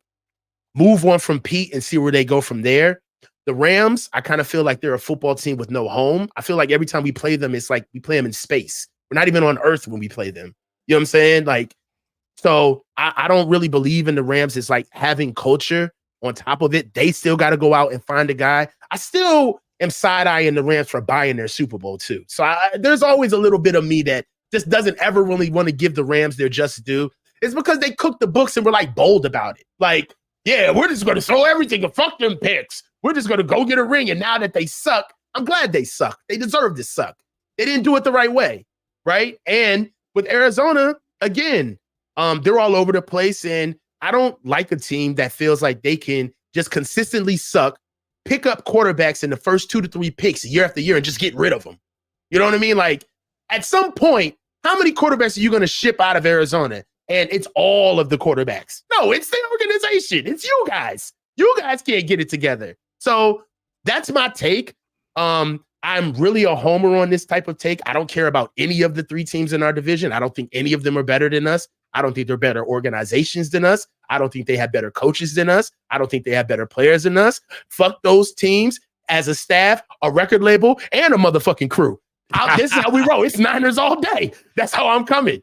I'm going to go. I mean, yes, there's Kyler in Arizona, and the Rams have some decent pieces. Les Snead's not a bad GM, and McVay's a good head coach. I'm still going to go with Seattle just because I think John Schneider's a very good GM, and I think, he'll probably get it right. I'm also kind of fearful because they have the 13th pick in the draft, come April right now, and I'm looking at the mock drafts. They've got Michael Penix of UW going 42 overall in the top of round 2.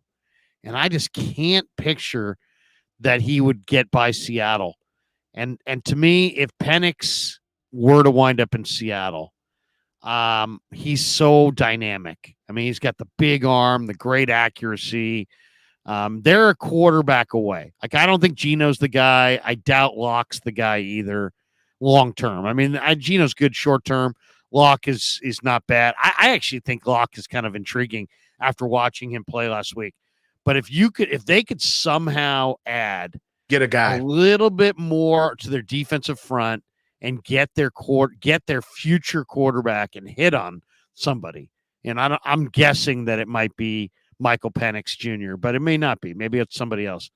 I think Seattle is the team that concerns me the most in the division, just because of the presence of Schneider. I mean, like they looked so far back a couple years ago, and then boom, Charles Cross, Abraham Lucas, same draft, Kobe Bryant, Tariq Woolen, Devin Witherspoon. I don't want to give within them 2 that drafts. much credit. But Boye Mafe. I mean, they know he's made some good picks. I kept saying that Seattle has a building. They do. They've got an architect. Yes, they got a strong building. They got guys who can get in there and draft, scout, and develop. I don't mind that, right?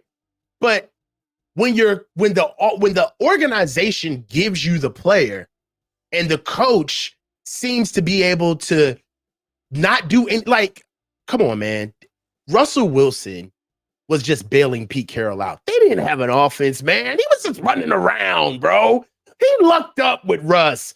Offensively, if he had somebody that he had to pace through and develop, look, they're still using the Russ model with Geno. They're like, good enough, still gets the ball out. All right, Geno, go out there and do your thing. It's not like they actually have like this succinct way of how they go out and win games. Even when we used to play Seattle with Russ, what was so frustrating about losing in Seattle is that no matter how much we was whooping their ass, we would be more prepared than them.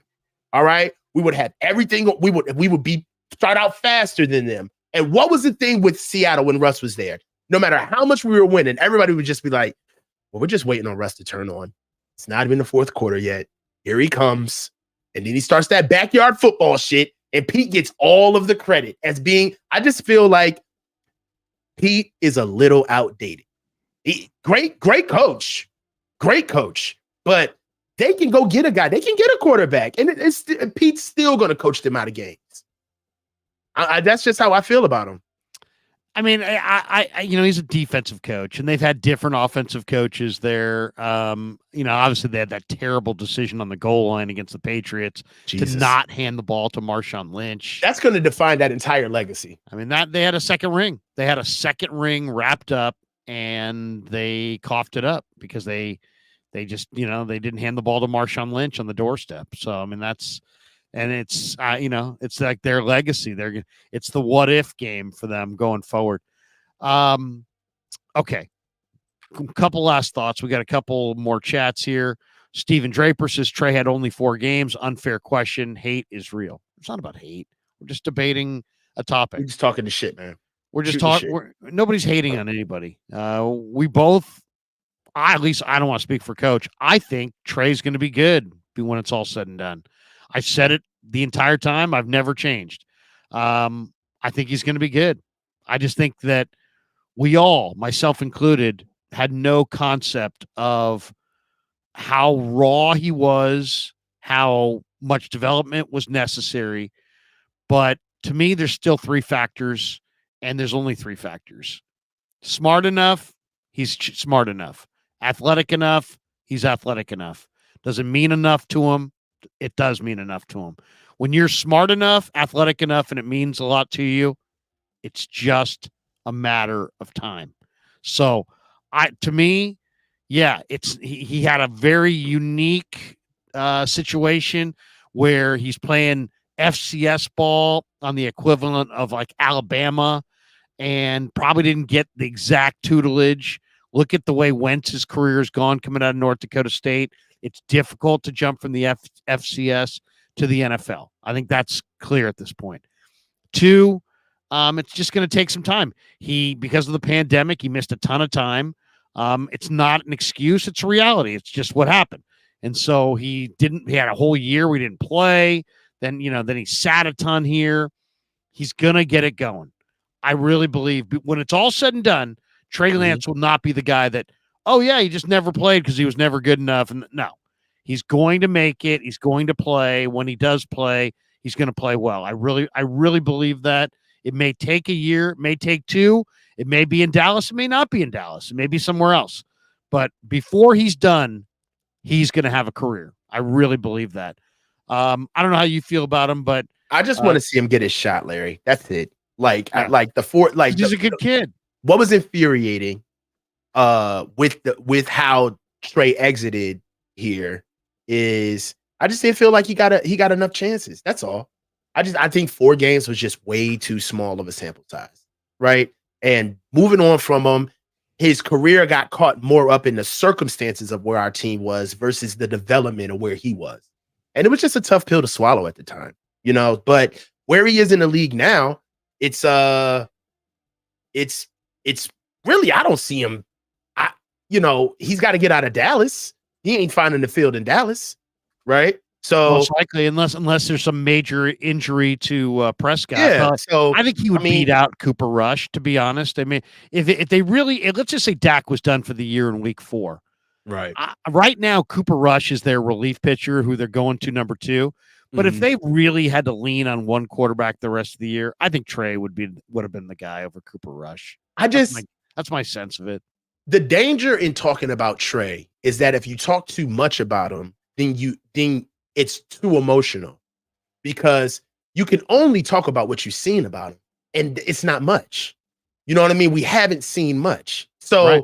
And they really paid a ton for him, and that's exactly. So really the discussion about Trey, it can only go but so far without you injecting your own personal feelings about how you feel about Trey into the conversation. Because if you really want to just talk about football, it's a pretty open and shut case. You can't say he's bad because we haven't seen enough. You can't say he's good because we haven't seen enough.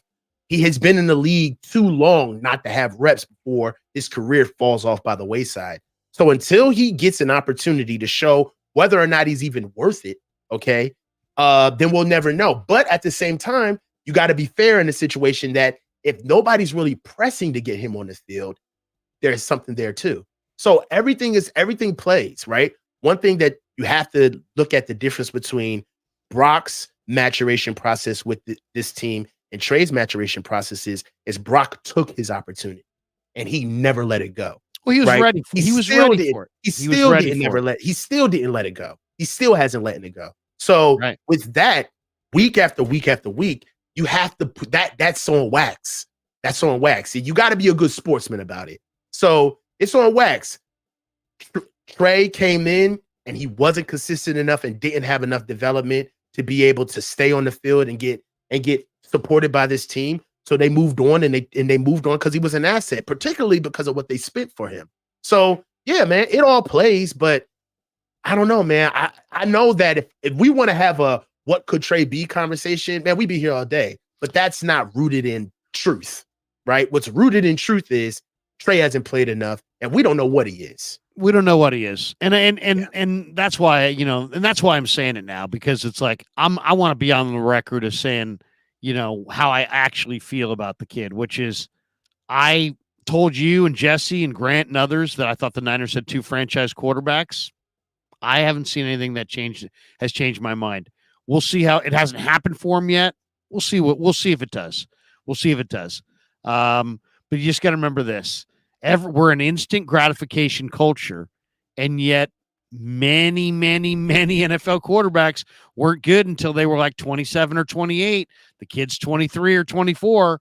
It wouldn't be crazy if he had 3 years of development and suddenly at 26 or 27 was, pretty good.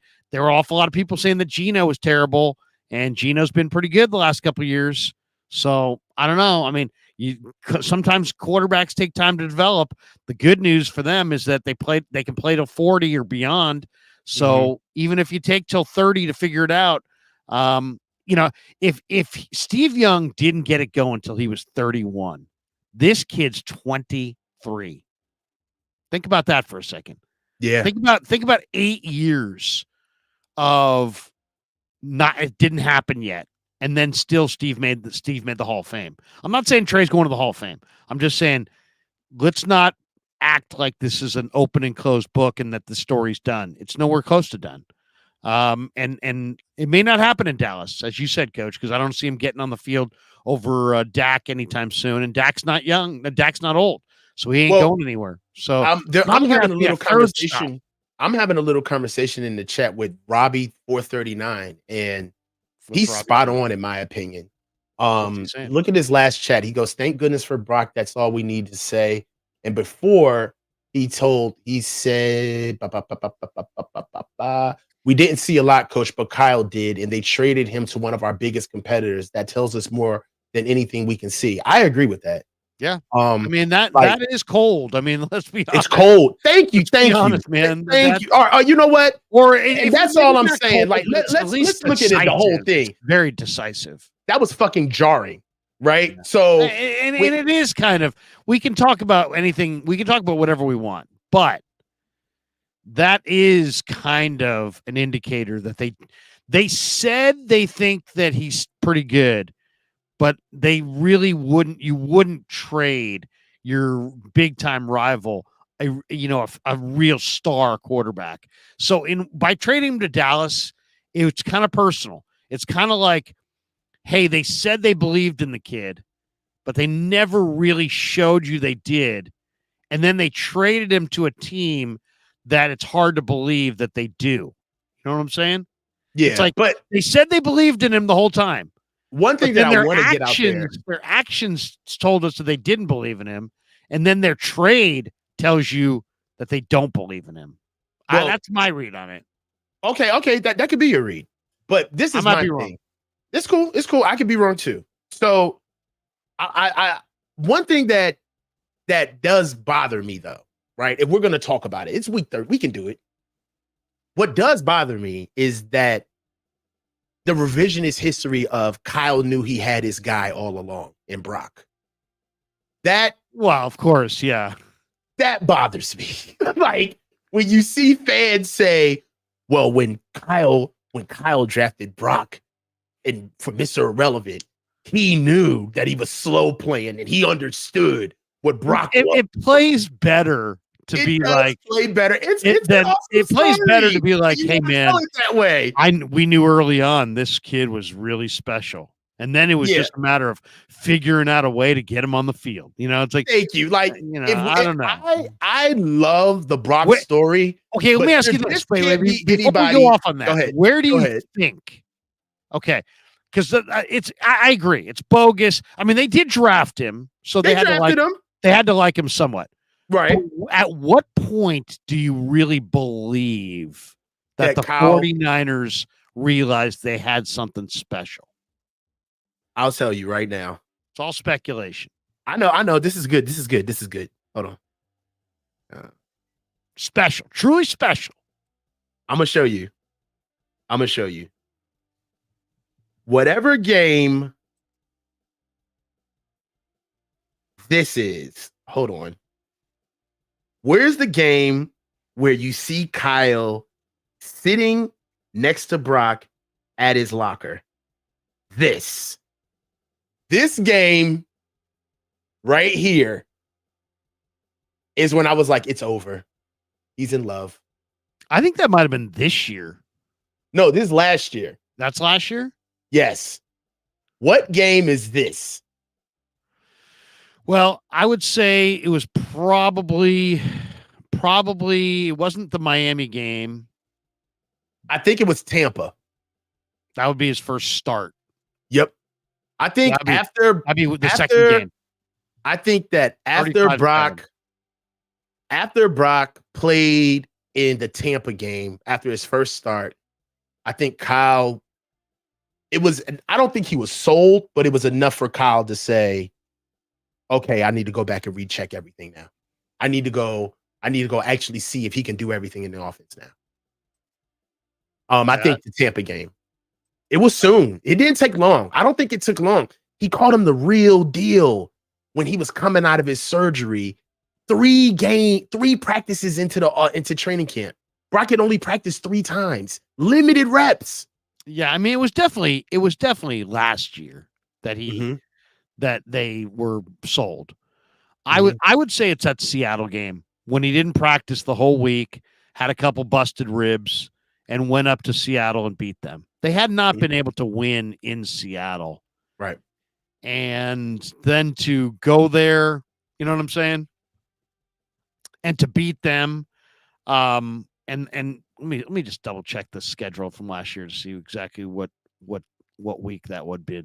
So he came in off the bench against Miami in week 13. Then he beat Tampa 35-7 the next week. I would say mid-December, week 15 last year, where they went into Seattle and he had broken ribs and they still wound up beating the Seahawks, and he played without practicing the whole week. And he only threw for 217 yards. But I would say that I know that they were wowed when he worked the play clock down in the first preseason game that he ever played against Green Bay. But or was it Minnesota? I forget, one of those two.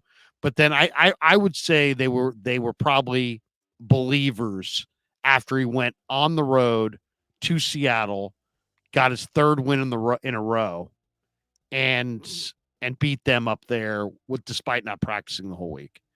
That would be my guess, is when they kind of said, okay, this guy's much better than we thought. Okay. That would be my guess. Okay. The game that got me? Which one? The game that sold me on Brock? Week 8. The loss to the Bengals. I was sold after week 8. This year. Yep. I was sold. Because he was running around for his life, and he was making tons of plays in that game, despite the fact the Niner defense couldn't stop Cincinnati. They couldn't stop anybody that game. That's the game I needed to see. He threw for 365 in that game. The Bengals game is the game where I said, okay, you got to give it up. You got some crow to eat. He's legit. You can do whatever you want with him, but it may not. And this is the thing that's beautiful about the game, is that it's not about what it looks like. It's how you get it done. And for what it's worth, our offense was not playing well in that game. And he was keeping drives alive with his feet. He was going off schedule. He was accurate, keeping guys alive with the ball.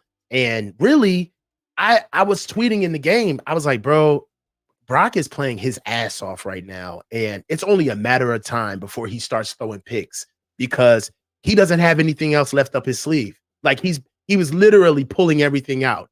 And the Bengals game is when I was on notice. The Bengals game is what sold me. Ricky Williams just trying to stir the pot here with his $4.99. Look at this one. Larry, Coach, best show on YouTube. If you guys were starting a franchise tomorrow, how many quarterbacks currently are you drafting over Brock? If we had to start what? He's basically saying, if we're starting a franchise tomorrow, how many quarterbacks in the league would you take over Brock Purdy? Maybe 4. 5. If I had to start now. If it was me, I'm taking Josh Allen. Okay. This is I know for sure. Josh Allen, Joe Burrow, Patrick Mahomes. I'm waiting for you to say it. I'm not going to say it. I'm not going to say Herbert. I'm not saying Herbert. I'm not saying Herbert. I'm not. And and these guys are really close. Like Prescott's the MVP. Hurts has played really well. Herbert has got huge talent. Lawrence, I'll bring up Justin Stroud's Herbert. got huge talent. I'll bring up Ryan Tannehill if you bring up Justin Herbert. I would say the only guys I know for sure, like some of them are debatable, and I got to think about it, talk about it, that kind of thing. Mahomes, okay, Allen, okay, Burrow, those 3. All right, for me, it'd be Mahomes, Allen, and Burrow, Lamar, CJ Stroud, Justin Herbert. Did I say Burrow? No. Joe Burrow. You have Mahomes, Allen, Burrow, Hurts. Do you have Hurts? No. So you have those 3 plus. I have Mahomes, Allen, Burrow, CJ Stroud. Yeah, CJ Stroud, Justin Herbert. Nope. Tua? Nope. Hell no. Rodgers? Aaron Rodgers? I mean, you're starting a starter team. Well, that's what I'm saying. I mean, you could go with an old guy. That motherfucker's Methuselah. He's like 800 years old. I mean, I would take a young Aaron. Of course, I would take. No. We're talking about right now. Oh, right now, to start a team? No way you're taking Aaron Rodgers over Brock Purdy. To start a team? No, not start a team. So you have him 6th, basically. Yeah, I have him 4th. All right. Think about where we've come from and where that is right now. I had him 15. I know. Think about where he's at right now. That's all based on this is an evolving conversation. This changes. The biggest thing about it is to just not be dug in. You know what I'm saying? Like, watch the games. It's okay to evolve proof of concept. But yeah, the Bengals, that Bengals game is what sold me. You saw the consistency of play, right? And mind you, this is our third loss, and he sold me. Not only that was also 6 days after a concussion. Yes, that was another thing. Like he battled that game. He gutted like that game. That was the game where he hit his head and he grabbed his helmet. His helmet. Yeah, that game, I felt bad for him that we lost that game because honestly, we let him down. He showed up that game, 22 for 31, I haven't got it in front of me now. 22 for 31, 365, 11 yards. Come on, man. He was throwing a first down to throw. 11.8 yards, an average, 1 TD, 2 picks. His long was 41. The offensive line was paper mache that game, and he only had 2 sacks. He battled. He battled. Like that right there, you ain't a man if you don't admit what you see in front of you. He battled that game. No doubt. Good game. No doubt. One more super. Stephen Draper says it was spiteful because of the blow up with Kyle. Spiteful. Yeah. What was spiteful? The trade. Like how the whole trade thing ended and how Kyle didn't stand up in front of the team. He had, in front of the media initially. He had Fred Warner walk out. The day of. He had Fred Warner walk out and then gave out this canned speech of I was there that all day, of these questions, and it was just like, dude, what is this? You know, like it was a weird day. Well, it was weird. That was the Thursday or maybe the Wednesday before the game, and it was kind of weird. But then I'll say this: he then kind of saved it by the way he owned it completely after the game. Yeah, when he said that he let him down. Yeah, when he basically fell on the sword and said, "Hey, it was me and me and me." And when he said that, I feel bad because I let Trey down, and he owned it and said that it was me. I gave him his reprieve. I was like, all right, man. I'm fucking pissed at you, but at least you were a man about it. You admitted it. Well, exactly. It was an awkward moment, but that was probably one of Kyle's, I think best moments is when he owned it. Robbie439 says, in fairness, he was doing a radio hit that day. It wasn't broadcasted because the Giants game was, it wasn't. He did a tape deal. No, but it was weird. They put out Hargrave and Warner. That day. And none of us wanted to talk to them about that shit. Well, and when we asked them about it, they were like, well, Hargrave was just like, I don't know anything about it. I don't know. What do you want me to say? Yeah, that was awkward. Yeah. That was not the good handling of it. All right. Last one. 89%. And this is picking this off of Niners Nation. Okay. They have, sometimes they'll do these like little poll questions. It says 89% of 49er fans think that this season would be a disappointment without a Super Bowl win. Now, my question to you is this. How do you feel about that stat? How do you feel about that kind of singular mindset? Is that healthy? I love this. When I see 89% of Niner fans think this season would be a disappointment without a Super Bowl win, I love this.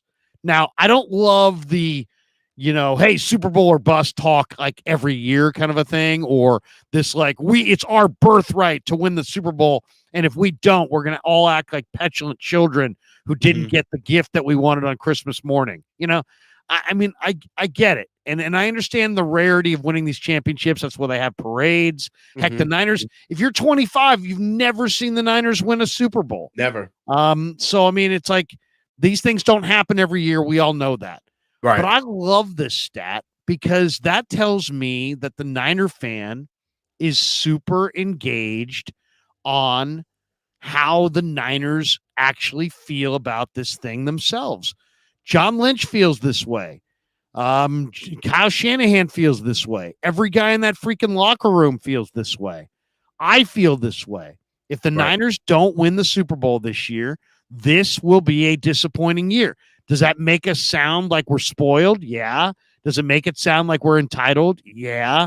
I get it. But it's not, I wouldn't say this every year, but this year they're all in on the Super Bowl. They got a roster that's ready to win. They're loaded. They're deep. They've got their quarterback. They've got their Mhm. they've all these guys have been in this offense and been with this head coach. This team is ready to win right now. John Lynch said it in February. He's like, they're like, hey, is Trey Lance going to play? He's like, well, that's the problem. We got a team that's really ready to win. And then Now. and he's like, and that's the problem. Well, that told us two things. It told us, A, that they were all in on winning this year, and B, they didn't think Trey was going to be their guy. But I love the fact that almost 9 out of 10 49er fans will be disappointed if they don't win the Super Bowl. Not just go, but win. That is their standard. It's okay to have a super high standard. Don't apologize for your super high standard. Lean into it and accept it as reality and live with the pressure that comes with all or nothing. And I love that. I think Shanahan needs to live on the edge. I think Lynch needs to live on the edge. I think these players need to live on the edge. It all continues tomorrow with this Cardinal game because this is very much a part of it. Getting home field is a big part of it. So I agree with this, and I love the fact that basically 9 out of every 10 Niner fans that voted here says it's Super Bowl win or bust. Give me your perspective on it, Coach. What do you think? Usually I like to try to be balanced and try to, look at all of the parameters involved in a situation, especially dealing with football because anything is transient. Everything is transient. Everything can move. But I'm taking the cheese this time. The league is down. There is not a team as complete as us in the league, in my opinion. There's not a team as stout as we are on both sides of the ball. This year, I feel like the Super Bowl is open for grabs. And to be honest, scratch that. It's really got our name written on it. The Chiefs have never looked this mediocre before. The Eagles are just coming off of a 3-game losing streak. They look bad. Not 3 games, 2. 2-game losing streak. 2, maybe 3 if they lose this week. Yeah, they look bad. Josh Allen and the boys over in Buffalo, they're just getting their act together, but they got 6 losses, right? Joe Burrow's out for the year. I'm not worried about Dallas at all. And Detroit, they just don't have championship content. They don't have championship pedigree yet. They're just a year away from actually kind of like, they're just seeing the biggest games of their regime, right? We've been there before. It's Super Bowl or bust, man. I know before we would say it all and revenge tour and run it back. And I don't know how many other stupid ass names we've had each season. Sure. But this year, it's time. We got our quarterback. We're as healthy as that we've ever been. And really, the league is not in our way. Like, honestly. And we don't, hey, good on us. It's not, we don't control the competitive nature of the league. That's not on us for everybody else to step their game up. But it is true. This is a down year. It would be a huge failure if we didn't get it done this year, particularly with this team. I just I wouldn't understand it. Even with injuries, keeping Brock upright and being able to win games week in and week out, I would be devastated if we just fell off of a cliff out of nowhere. We got to win. We got to close it out. There's really nobody in our way. And yeah, I agree. I think it should be higher. It should be 90%, 100%. The Niners have to win this year. All right. Because we're coming up on, let's just talk about a little past this year, right?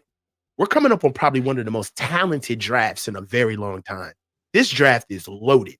Okay. It's got tons of quarterbacks, tons of offensive linemen. This draft is loaded, man. And this is the year, man, where we just got a first round pick back off of the Trey situation. And we're finally getting guys going. I'd be thoroughly disappointed if we didn't do it this year. Yeah, no, this is the year.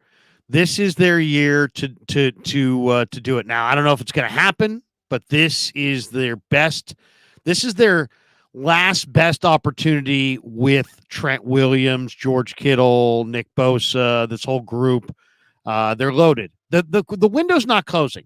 The head coach is young, the GM's young, the quarterback's 23. But it may be closing around Trent. This may be Trent's last real chance to win a ring. It's not going to last forever. Things go, the NFL, the speed dial on transactions in the NFL is turned up. Before long, you'll be paying Brock, $25 to $50 million, and you won't have this kind of depth. So you got to maximize his years left on the rookie deal. And while you have all this talent surrounding him, you're absolutely in go mode. So yeah, no, it's Super Bowl or bust. And the Niners, the vibe around the team has indicated that they believe that to be true. It's not just Coach and Larry on the stream talking big. No, this is the way the players feel. This is the way Shanahan and Lynch feel, that it's Super Bowl or bust. They're not going to be happy with anything short of a Super Bowl this year. Mm-hmm. I'm not happy unless we do 2 hours, and we've done 2 hours. So I appreciate everybody from stopping by. Hey, everybody, join Coach's show. Go and join Coach's channel.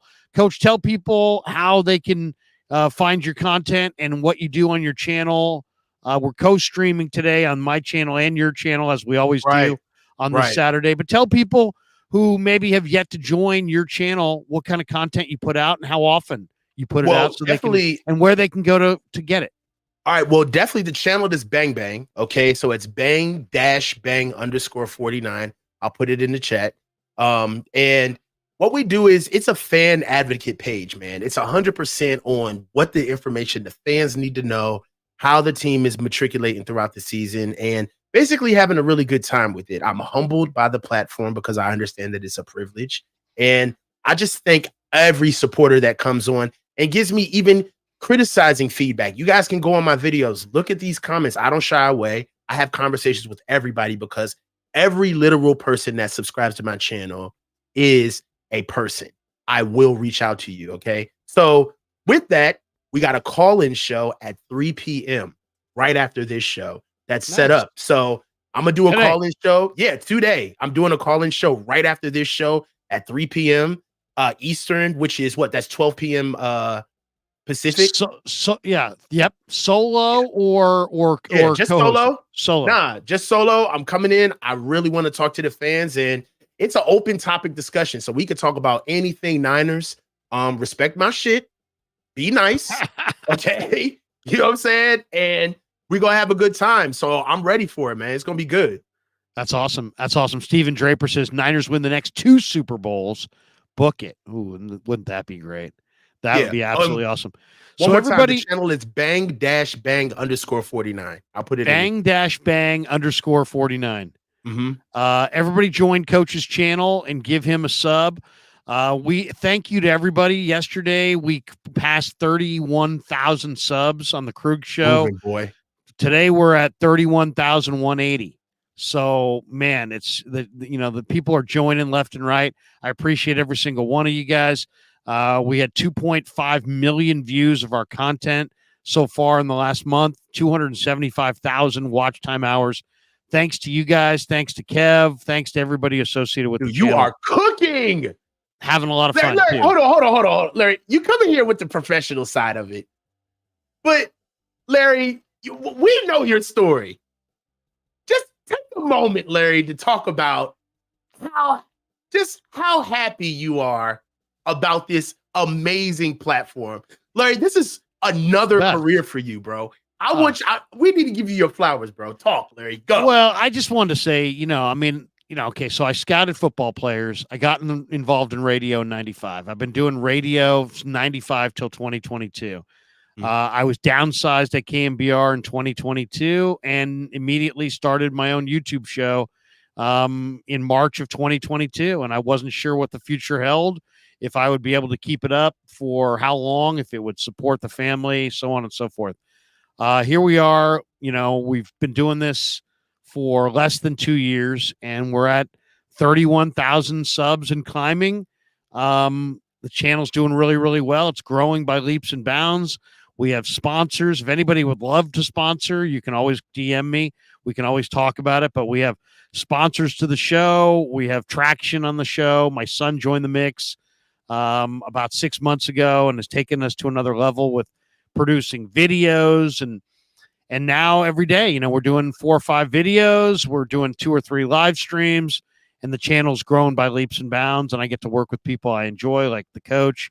And I'm loving it. I'm loving it. Absolutely loving it. And we'll be redoing the studio on Monday, so we'll have a more professional look and onward and upward. And thanks to everybody who has supported the channel. And by the way, if you go on to the channel on YouTube, there's a store there, a merch store, and it is Christmas season. So if you want to buy gifts, if you're looking for a gift for one of your friends, you go to the main page of the Krueg Show, and there's a store, and you just click store, and you can buy all these different, basically all these different sweatshirts and jackets and hats and that kind of thing with the Krueg Show logo. And everybody, and there's all kinds of different ones on there.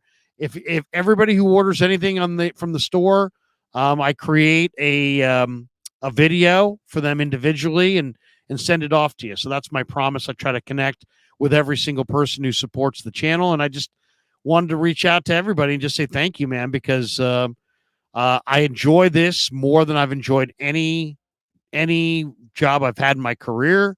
I enjoy the content. I'm proud of the content that we put out. We're trying to put out better content all the time.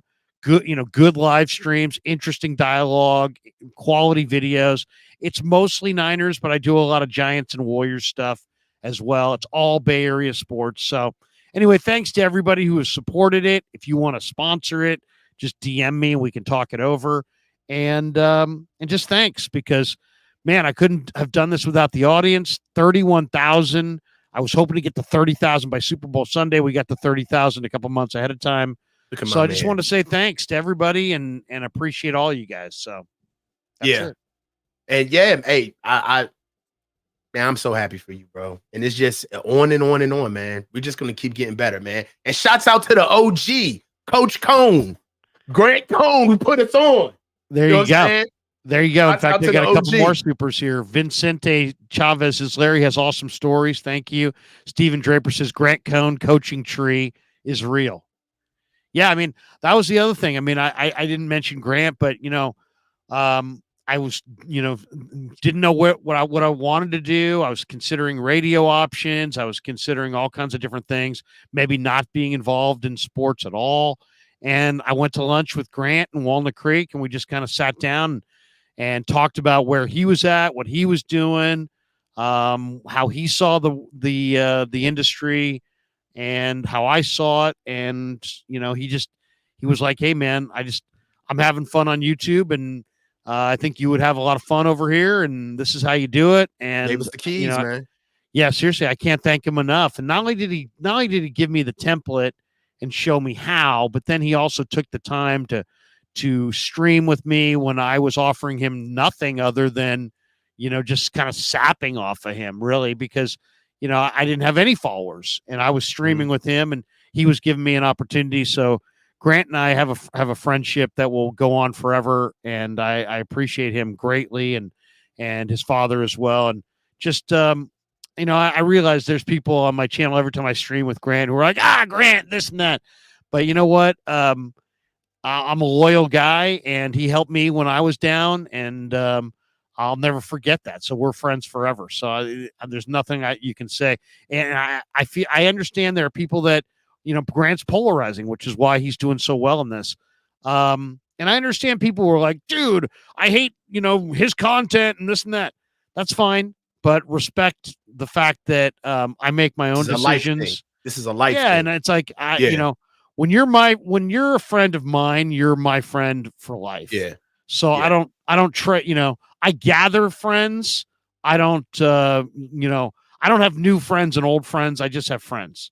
So, Grant and I are friends. We're going to be friends forever. So anyway, I just wanted to say thanks to to him specifically, to all of you guys. And thanks again for supporting the channel. And if you haven't hit like and subscribe, please hit like and subscribe and follow the channel. And we're going to keep putting out great content, and hopefully, right up through the Super Bowl, we're going to be talking Niners on a regular basis. So I love doing stuff with Coach, Jesse, Vish, and all the people that I stream with, Damon and others. So thanks to everybody, but have a great Saturday. Coach, what do you got cooking the rest of Saturday? Are you a bowl game guy? Or are you going to be watching these NFL games? If you could watch one game today, what game are you watching? if I had to watch one game today, or if I said you could only watch one college football game today, what would you want to watch? Today? Well, you had Georgia Southern Ohio. You have Howard against Florida A&M, Jacksonville State, Louisiana in the New Orleans Bowl. The New Mexico Bowl is, or the Cure Bowl is Miami App State. New Mexico Bowl is Fresno State, New Mexico State. I'm going to be watching the LA Bowl, Boise State, UCLA. I think that's going to be good. Yeah, that one looks the best. All of these teams look slack. I mean, I would think about watching, what is this? The Cal versus Texas Tech. Yeah, Independence Bowl in Shreveport. Yeah, the Independence Bowl. But I'll probably watch that UCLA Boise State game. Yeah, that should be a good game. Yeah, I'm looking forward to it. Latu, the DN for UCLA is just ridiculous. Fantastic. Really? Oh God, yeah. He's probably going to go 15th in the draft, maybe top 10. But he flies off the edge. He makes a million plays. Yeah, go watch that guy Latu for UCLA. Mm-hmm. All right, Coach, good stuff. And by the way, tomorrow, everybody, check us out. We'll be in Corte Madera for the Niners and the Cardinals. A little meet and greet, the Krueg Show watch party. You don't have to RSVP. Just show up, have some barbecue, have a beer, and go do some Christmas shopping. We'll be in Corte Madera. I'll be there from noon on tomorrow. That is a nice picture of you, Larry. 341 Corte Madera Town Center. And get some brisket chili. Have a beer or two. We'll do the post game there. Kev will be in the house. Should be fun. So join us out in Corte Madera tomorrow. Coach, have a great rest of your Saturday, man. We'll talk to you. Thanks, Larry. See you next Saturday, bro. Thanks to everybody. Peace. Yeah, never met a man I've been scared of. Careful.